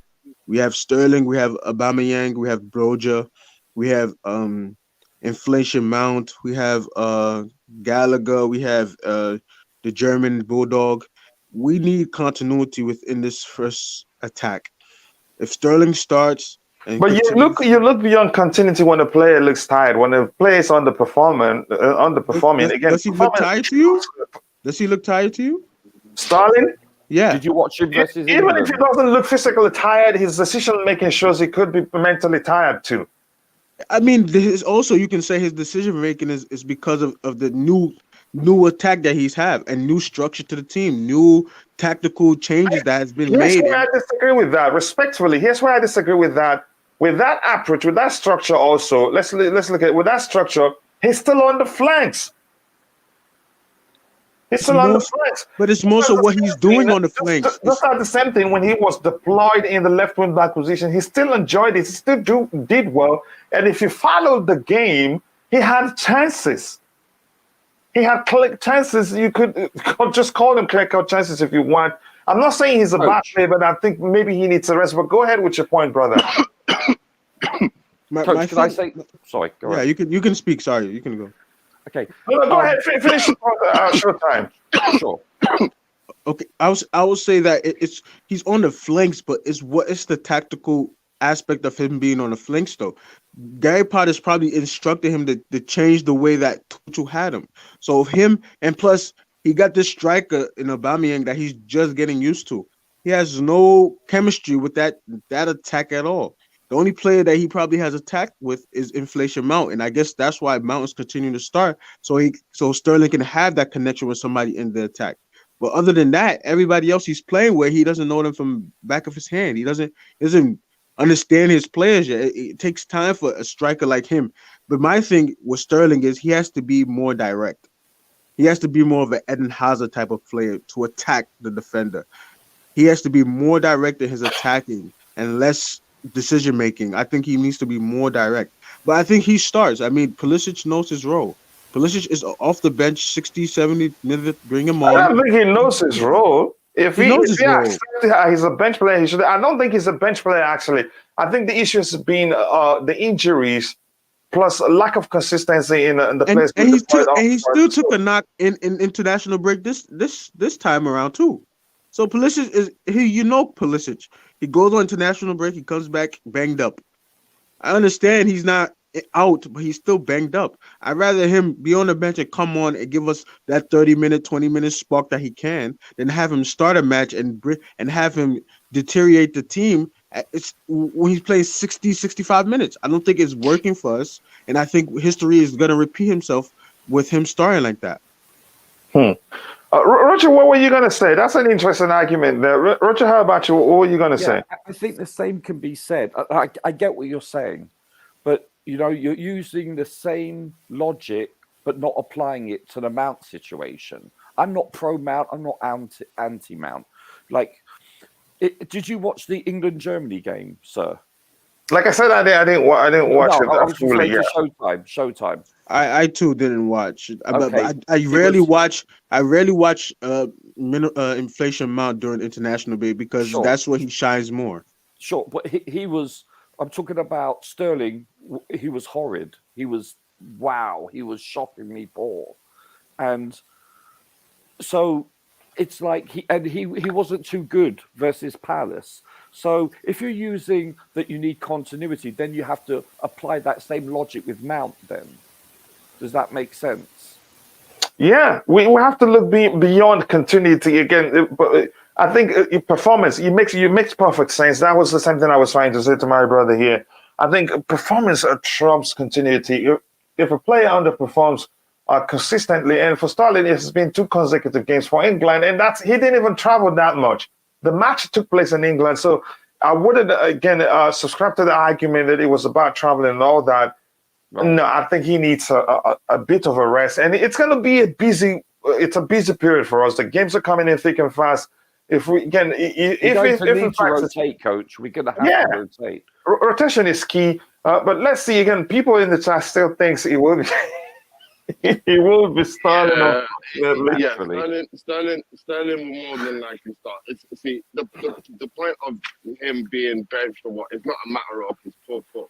It's just a matter of fatigue and tiredness. And you have to understand that when a player plays a certain amount of games, they will build fatigue. Their conditioning may not be at 100%, maybe at 80%. So maybe Sterling does have enough to start the game, but if he plays another 90 minutes, wow, he is a fit man. He needs rotation. He needs to rest. He needs to build up again and come back again for the weekend. Yeah, so, rotation will be key for us. Rotation. It will be very naive to be not rotate. You need to rotate. The games are coming. The demands of the fixtures that are coming in will not allow players to just play. You have to be super fit and no one is super, even Haaland. Haaland's going to have to be rotated. Pep said everyone needs to be rotated, especially in this October. Remember, guys, next month is the World Cup, so all the fixtures that needs to be done, including Carling Cup, Premier League, Champions League, will be jam-packed into this month. We only have 30 days, or how many 30 days have it? 50, 20, 49. or how many days October? It's How many days 49. is It's 48 or 49 days till the World Cup starts. to the World Cup, and we have what 20 odd It's days close. to squeeze in. So We have 20 odd days 11 to squeeze games in how many left. fixtures? We have 11 To games squeeze in- left. Exactly. In a month, in this month, it's going to be very, very rigorous. So I think it will be helpful to rotate players. Again, these are footballers, professionals. Pulisic hasn't been good of recent, but maybe he will need to step up now and be good. You know, that's the argument I want to be advocating. I don't want to be negative to think, oh, he's not good enough. He's just going to be the same old. No. This is your time to step up. You take the positive. You got an assist the last game, so now that should assist you. That should boost you up to say, you know what, I can go harder. I can try and get a goal and assist. You know, these are professionals. These are guys that want to do better in their profession and better themselves, like we all do. So I would like to imagine that he will do the same. So I would like to see him start. I would like to see him get some fitness in and rotate. That's all. Not in the long run, Sterling is just starting 11. Why did you bring him if he's not? But Sterling can't play every game, unfortunately, and give you the same consistency that you would like to see. So maybe he needs to sit down, get a bit of energy, and come back in again. You know, that's all.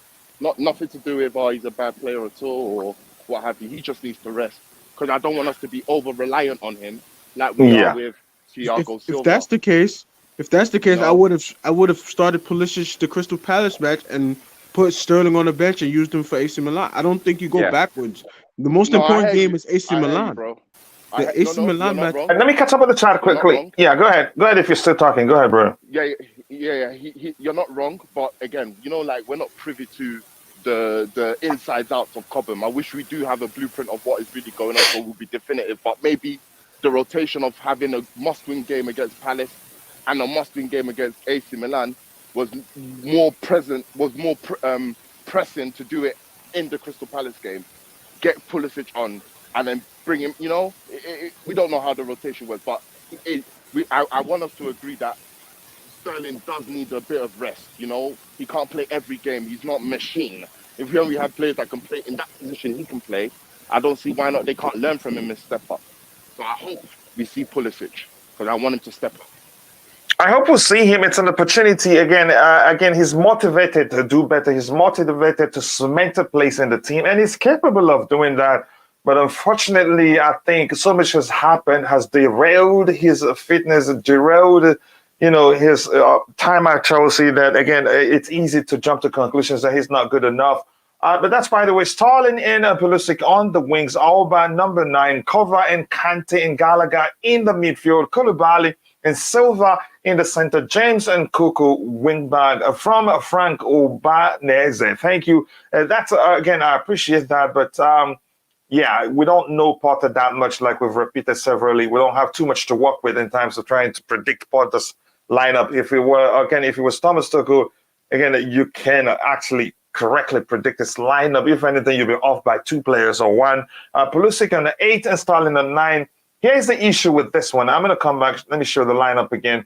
The problem I have with these Pulisic and what's the names that's Munoz mentioned here? 8 and Sterling on 9. The problem is that you'd be missing something. I think you could say Potter values as much as Tuchel valued that. That's the energy and the pressing ability that again Mount brings whenever he's deployed in this area.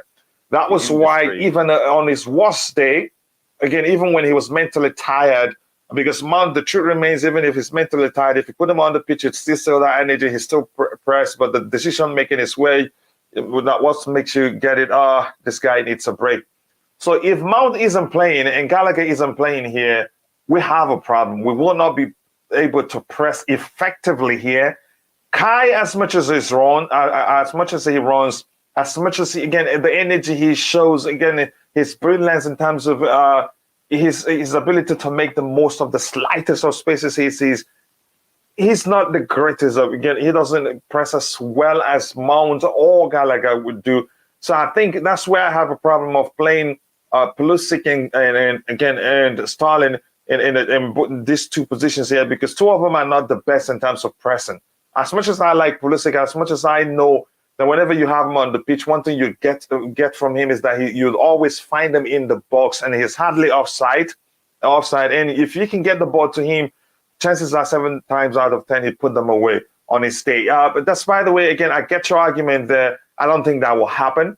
Here we see, again, Koulibaly needs to play now, and Silva needs to come from the bench in a back four. That's how important, actually, Silva is to this thing. Whenever he's in playing, even though he's a defender, his absence seemed to affect the team in its entirety. Back four. But if we were playing in 3 at the back, Koulibaly, Silva, and Fofana would be a brick wall. Not necessarily. I think I'd rather not see Koulibaly in that left center back position again. I'd rather see him centrally, again, rotating with Silva. I think it makes more sense.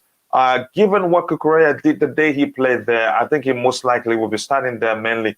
But we'll see what happens. And here we have, again, sorry, CFC, Gavin, you're a bit late again, but there will be more tomorrow or next. Again, there's a budget for that. We'll see. Be kind. He says, here he says, again, it's very important we integrate Koulibaly in this starting. It is. We don't need to waste time, because if anything happened to Silva and he hasn't been playing up, again, he's not match fit, then we have a serious problem. He's able to lead the back line. He's as intelligent as Silva is, but they play differently. Pulisic is meaty. He's off the bench player. That's all he's good for. Again, I don't think that's the case, but again, we all see things from different lenses. The issue with Thomas Tuchel history, if you follow Thomas Tuchel even from Dortmund, I don't think he sees Pulisic as a starter, but I see him as a starter again. But he's more, you could say, the issue is that he's a specialty player. One, plus, again, injuries hasn't helped his case. But that's why the way we move. Here it says Sterling ain't resting, and Pulisic will never start over Sterling. You must be again. I get your argument. But we'll see what happens, what Potter does. I just need Sterling. I feel like Sterling needs a rest. But like nearly everybody on the panel has argued, he may well start. Conor should start over Mason Mount. I think those in the chat agrees. Again, over Mason Mount, he does the same thing, the same energy. Yep, but probably will get you more goals than Mason would. He's that good. As a 10, Conor is deadly, and he presses too, just has a better shot and an eye for goal over Mount. Again, you and I the same in that aspect. I think that would be the case. So here again, it looks like it's Sterling. Again, in the poll that asks, again, 8. Again, given what we have on the screen, majority 64% say Sterling, 36% says what's his name, Pulisic. So it is Sterling here indeed, and I think that may well happen. We don't know. Maybe like Showtime argued, the whole thing may have been due to the structure the manager again deployed. So here, let me put up a poll there again. For again a 10-9 position on the screen. I use the numbers to make people understand the position I'm talking about, and that is if that's the structure. 9 position on the screen. So we have there still, again, Ziyech is still available, so I'm just going to add them for the sake of it. You don't know. And then we have Mount. We have Gallagher. I think Loftus-Cheek can actually play there, but what I think Potter will prioritize is that energy, which is important for pressing, to start defending again in the attacking area. So I do believe it, whether it be Gallagher or Mount, either of the two, they have the energy to fulfill that role quite well. So I have Ziyech, Mount, Gallagher. Let me just add Loftus-Cheek to it, because if you play him there, he'd do well too. Again, for me, if I were the manager, actually, he's the guy I would play there and find other way to accommodate a player who presses as well as Gallagher or Mount does. So I'm going to add RLC here. RLC, I have Ziyech and Mount, Gallagher, RLC, number 9 position on the screen. again, we don't even know when to start accommodating Conor in the lineup because there's too little to work with now in terms of trying to predict what Potter does. Here we have again we're never going to get a lockdown Pulisic. Lockdown Pulisic is what everybody references every time. That was a brilliant, again, stretch of games that he showed a great form and then got injured again, and then he hasn't been the same. You could argue, again, the biggest problem being that we hired Thomas Tuchel, who I've argued severally, he doesn't see him as a starter, unfortunately, which is why I wanted him to leave Chelsea. And then I feel like he should have left. He would have been better off leaving Chelsea. But that's, by the way, coming back to the panel, I'll start with you, Tobago. Again, what do you think the number 9 position on the screen? Who do you think will start there and why? And big up to you, by the way. Big up, guys. To be honest, on the player number 9, at the player number 9, I want to see Hakim Ziyech under Graham Potter. How will he react? How will he play before the transfer window start? Because maybe he can evaluate him. He can see whether he still wants to be here. He wants to play for the club and stuff. If not, then we can decide on January. We need to sell him and stuff. So, but again, is the only left-hand sided player who can play that position, and he's good on creating assist and stuff. So I feel like we need to give Hakim Ziyech, especially under Graham Potter, because Graham Potter is a versatile manager, likes to play this kind of player. So hopefully Ziyech will start. But again, we'll wait and see tomorrow. But I pray and hope Ziyech start. Yeah, do I think it's that? No, especially I don't know where did they play their friendly? I don't know how far they traveled during the international break. Again, the fact remains it's one of the most creative players we have at Chelsea right now in terms of defense ability to orchestrate the defense, splitting passes, but other factors to consider: his mindset. He's looked off whenever he's on the pitch lately. He's a player I like so much, by the way. That's not me hating on him or bashing him.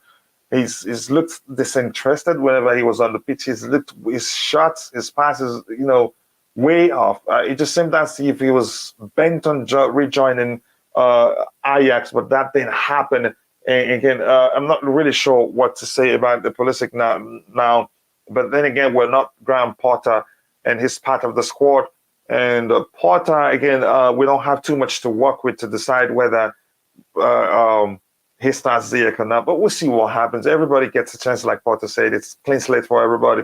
But let me ask you this question, IBZ. Do you want to see Pulisic, Ziyech start, and do you think he'd get a chance to start? My opinion on Hakim Ziyech is not about him as a person. Obviously, of recent, you could argue that his attitude, or you could see, he's always had that face, isn't it? Someone said that was his normal face. But he has his attitude, face expression, like, I don't even want to be here. He has this, can't be asked. I always said, I maintained that he doesn't suit our style. I don't think he suits the Premier League. I think he's good, but not for us. I feel his ability will be more suited to, say, probably an Italian league, Spanish, French, but not the Premier League. But yeah, again, we need the players, we need the numbers, and Ziyech is very well part of those numbers. And if needs be, Potter again giving everyone a clean slate, so he may need to deploy him when needs be. I don't know what happens in January or moving forward. He may want to leave. Potter might feel he can use him in another position, maybe as an attacking midfielder, as opposed to an actual winger. Maybe retrain him. Shout out Joe Linton going from a striker to a box-to-box midfielder. It can happen. So maybe, but I don't feel that Ziyech really has much to offer more than Pulisic in that respect. But again, he needs to play. He needs fitness. So Potter may deploy him. But in the long term, I have my reservations about Hakim Ziyech. I don't think he's as direct enough for us, as quick enough for us, and even the league. I think he would struggle at West Ham. So yeah. Yeah, again, I'm going to go to Roger in a bit, but I understand your argument totally. Again, I really do think otherwise. I think some factors led to him. He's lost his way along the line. There was a time he was one of our best players under Thomas Tuchel, scoring goals, assisting goals, contributing defensively, winning aerial battles. He improved physically. But something, again, happened along the line. I'm not sure if it has to do with Thomas Tuchel dropping him to the bench and starting players he preferred or something. I don't know. Lockdown Pulisic was a future Ballon d'Or winner. Odds even, I think, I want to see that Pulisic again. This is my acknowledging Santiago Munoz kudos to him. Tobago, do you want us to experiment with Ziyech in such an important game? That's a delicious comment there. Because, you sounded like Tobago, as much as I love you, sounded like you say, urgent Potter to experiment with Ziyech practically. I don't know. But if you want anything to say, you got it. If not, I'll move on again. And ask again. I love Ziyech, but I do love him too, and I have to be honest about that. Again, with formation, we turn it into 4-3-3 with Conor right behind attackers, sweeping up again, taking shots at goal, which he. The shooter, I call Conor Gallagher Billy the Kid, real shooter. Again, he's a fine player overall. I really do like him. Again, under Thomas Tuchel, I was beginning to become concerned about his future at Chelsea, given Thomas Tuchel likes to play him deep. Again, I understand that. Let me see what else we have here. Just give me a second. It says Pulisic, again, Hakim Ziyech and Callum Hudson-Odoi need to be sold, and Kunku and Liao will replace them and be starters. Okay. Now, It's not simple. Sorry, you wanted to say something? It's not that simple. People think that transfer works easily. But again, we saw during summer transfers, where so many targets, but we couldn't got most of our first targets. So transfers doesn't work like that. So unfortunately, yes, we can dream. We want Leo and many players, but again, it's not that simple. Okay, so let me just bring you back. Let me just drag you back to Tobago, my brother. Let me just come to my office. So do you now understand the consign we are saying when we're discussing Nkunku now? Do you understand the consign or the consign that was raised now? You understand where we are coming from now? Do you understand small? Here we go, Nkunku. No, but do you understand small? I'm not saying yes, I'm right. Yes, I'm not saying I I'm correct understand. or that's what I wanted to hear. Because the way you're talking now, that is what I'm saying, bro. The way you're talking is nice to hear. But yeah, God bless you. Yeah, indeed. Again, just quickly, again, I've read this one. Pulisic heart ain't with us no more. I haven't. Again, he's emotional. He's an emotional guy. Like he's again that we need to bat and wish him well. It's not that simple. Again, the owners understand he means more than just a footballer to the club. But I'm not going to get into that right now. I hope you understand that he's a player. Again, was it 2 years ago? He sold more shirts in the United States than Cristiano Ronaldo did. Only players on the poll that suits RM is Ziyech. To be honest, yeah, that's the truth. I don't want Gallagher or Mount playing there, but it depends on the application, maybe. I get your Wally Wodo, I sincerely do understand your argument there. I think the whole thing comes to the approach, the application, so to speak, not really the structure. The application is what you should be paying attention to. Again, and it's how the manager, let me say specifically how the manager wants you to apply that position. It's not really, again, I get it. But Ziyech, he does well in that position. If he has space, he can put in some good passes, again, with pace into the box with his left foot. So that's why he likes to play on the right hand side. And in most cases, either Ziyech or Pulisic are put at again at left midfield. Yeah, RM. Okay, let's see again. Ziyech. He first started with Ziyech. Are you serious? Ziyech is horrible. Question for you is this: the Paul actually picked Gallagher for that. I think it will make sense. Again, it depends on how we play in transition. Again, application overall is what matters. Roger, your thoughts again. Ziyech at Chelsea. What do you think? Is he over for him, or do you think he gets a chance to show what he's capable of doing? I think he's a squad player. His attributes do not really relate to the Premier League based on his lack of speed and his height and mass, strength. Is it really down to him, or there are other factors that you can argue as Well, he's often pushed off the ball. He's out-muscled. His upper body strength. But he's improved. Honestly, Roger, he's improved physically. He's adapted to the physical aspect of the Premier League quite well, actually. But go ahead. I respectfully beg to differ. Okay. Yes, has he improved? Perhaps. Sorry. But I don't Who's believe. that? Yes, sir. Oh, yeah. You have your. Go ahead. You land, Roger. Yeah. That's just what my eyes are telling me. He's inconsistent. Also, I've seen him where he tracks back and he tackles, he slides in, and there are games where more often than not, shall we say, that this is not the case. I don't have an agenda for any player or squad player based on nationality, height, speed. I'm just telling. I'm not a hater. I'm not a lover and especially a fan of anyone. Okay, yeah, I admit I'm biased in the goalkeeping arena, but generally speaking, I don't have an agenda, and I don't mean that anyone on the panel or on the or writing does. I'm just saying. I'm just telling you my honest opinion based on what my eyes tell me, my observations. And this is a subjective game, which makes it a beautiful game. But I believe he's more suited to, like, shall we say, the Serie A,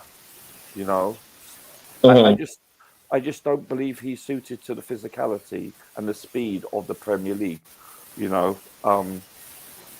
He's a poor man's Mahrez. From City. Oh my goodness! I know that's out. Oh my goodness! Just go ahead. I think you guys are really smothering the guys. There's something in the chat I'm gonna highlight. Ouch! I know. No, just go ahead. No, listen, I was trying to find the resemblance. Oh my God. Listen. When he played, Go ahead, Roger. we sided because he played so well against us in the Champions League a couple On of years set ago. pieces. And he wasn't. On set pieces. Yeah, and he has a beautiful looping cross. But he is, as I said, a poor man's Mahrez. That is exactly the one. That's my opinion. I was waiting for an analogy. That is it. You can't beat that. But this is all your fault. Don't blame somebody. That's it. That's cold, coach. That's a poor man's Mahrez. But here's the deal. I can see a Kai playing in that position. I can see a Mount or a Conor. I can see them. You're bad, coach. You're bad. But I'm gonna try and get serious, but it's difficult now. But he lacks industry for the most because part. I'm seeing more in the chat. Oh, okay. Oh, but he gosh, lacks industry. Roger, I'm not gonna forgive you for this. What was that, coach? I'm not gonna forgive you for what you just said. Oh my gosh, Joey Hackers, as he says it, that was then.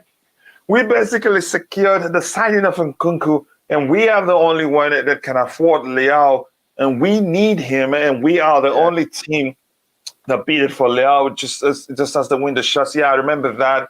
Again, we're gonna actually. I actually thought then we're gonna be able to get it across the line, but eventually it didn't happen. Unfortunately, again, I have PTSD from Ziyech in the last 2 Champions League games. I don't want to. He's not even a poor man's Mahrez.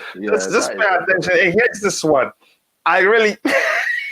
I love you, but I hate you now. The Bluetooth.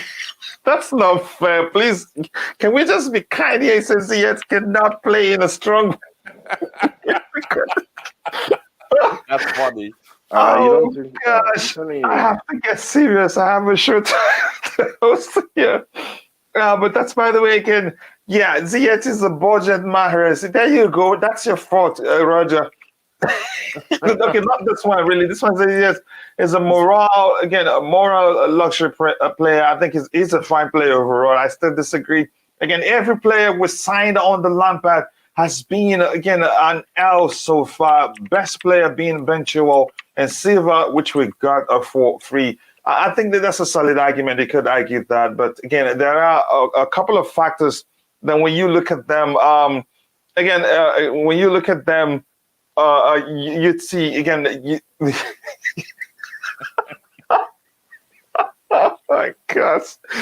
Okay, yeah. When you look at them, you'd say, "Well, that's really the truth. They haven't been the best." Yeah. The little figure. Thank you for joining. He just joined to just cause a problem here. He has a point, though. Yeah, a strong point. But again, I had to laugh. I get what he means by that. I think. Oh my gosh, he's a budget Mahrez. Yeah, thank you for saying that.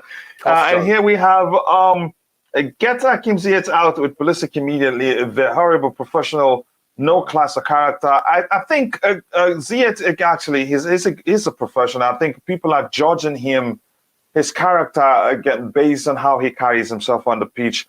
And again, some were quick to highlight the issue he had with the former Moroccan national team coach, which we heard only from the manager. We didn't hear his own part of the story, which was Ziyech's response to that story. But I think he's a fine player overall. For some reason, it hasn't worked, and I'm not going to go into that now. But yeah, thank you. I needed the laugh.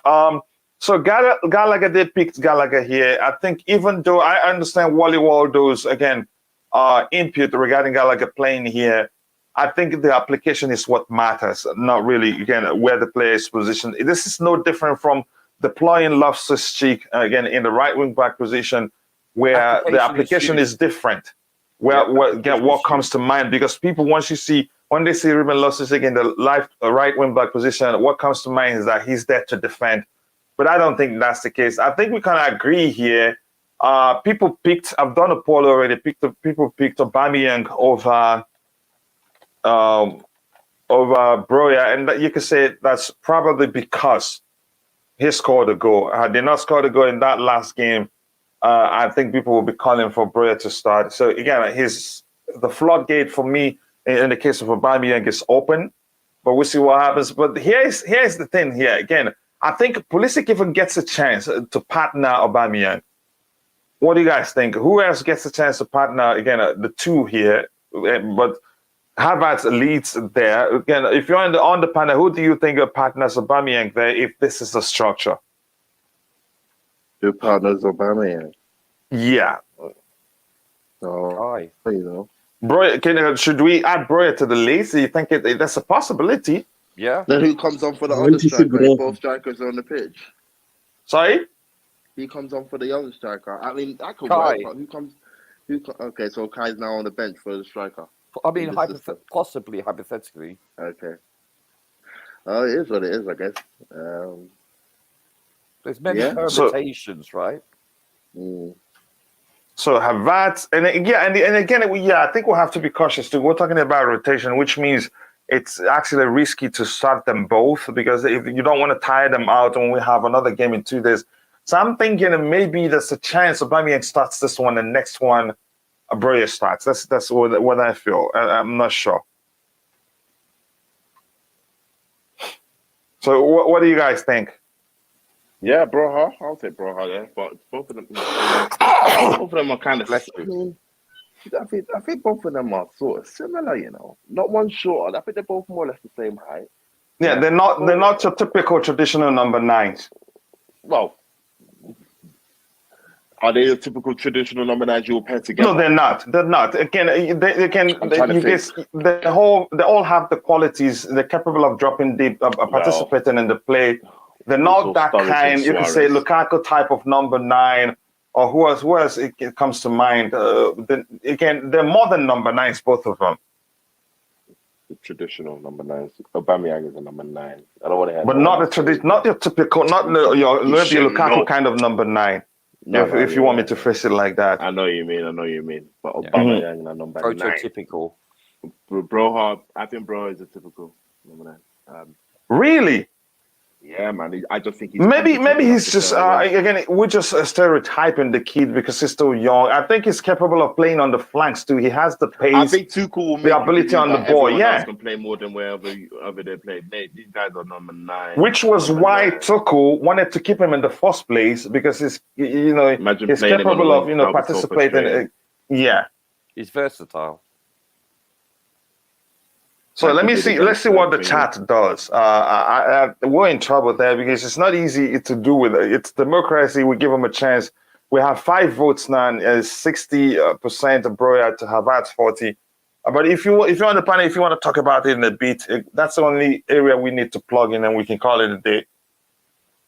Okay, to be honest, from my side, I would love to see both of them, but I don't see them playing together, unless maybe we're not winning the game, and then the coach throw in another one just to attack, give us more attacking options. So at the moment, I will see Aubameyang partnering with Kai Havertz because I don't see maybe Potter dropping Kai Havertz because, as you said before, like we don't have so many options there to give other players competition. So we'll wait and see. But again, I would love to see both of them. Will be great.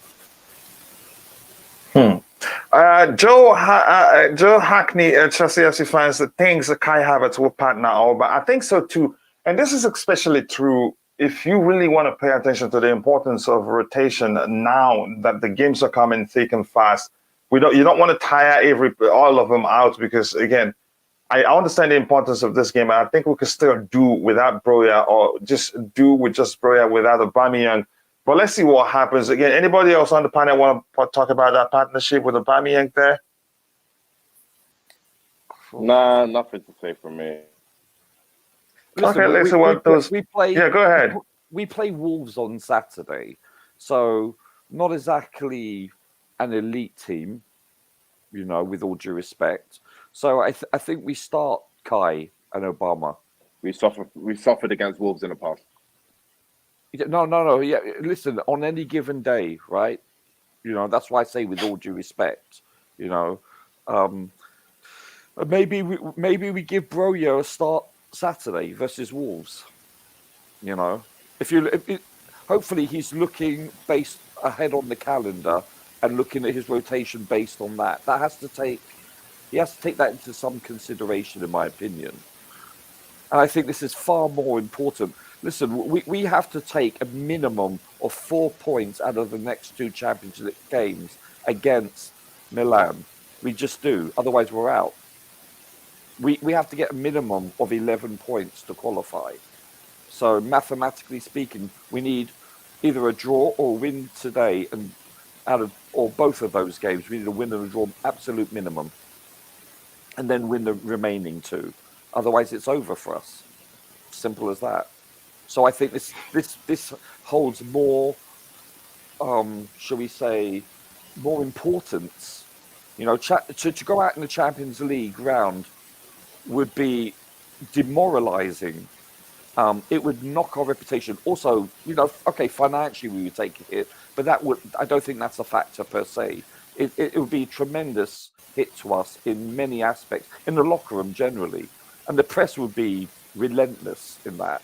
So I think this game bears and warrants the importance over Wolves, in my opinion.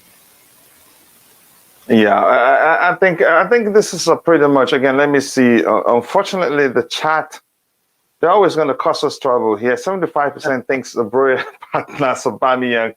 But honestly, again, I don't see that happening. Only 25% thinks it's Havertz. But again, we just have to follow the vote. That's what you get from democracy. Majority, again, it's eight people voting.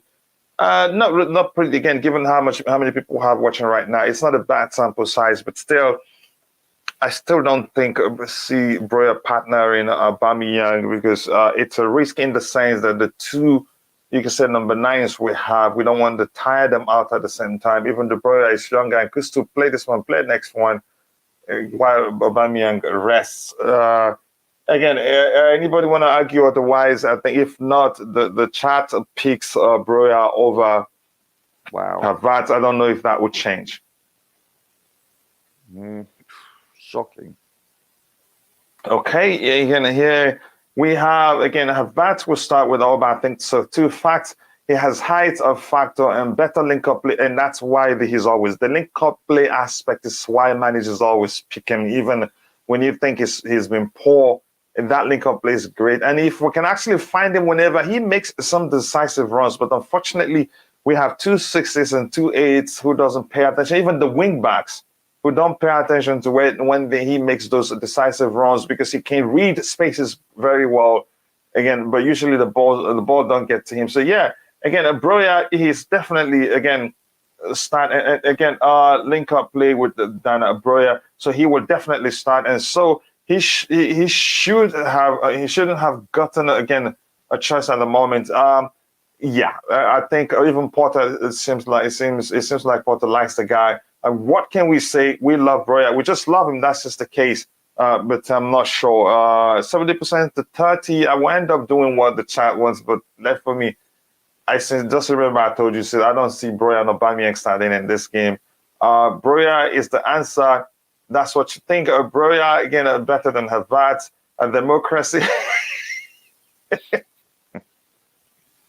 I get it. I'm not gonna say. Okay, let me just plug in Havertz there. Yeah, but people in democracy is crazy for you. That's what you get from it. Sometimes you just get what you don't want because majority wants that. But you have to give in us. Otherwise, majority will not be happy. So again, 70 to 30. It's not even close actually. It's so it's Broya. Let's just plug it in there. But remember, I told you so.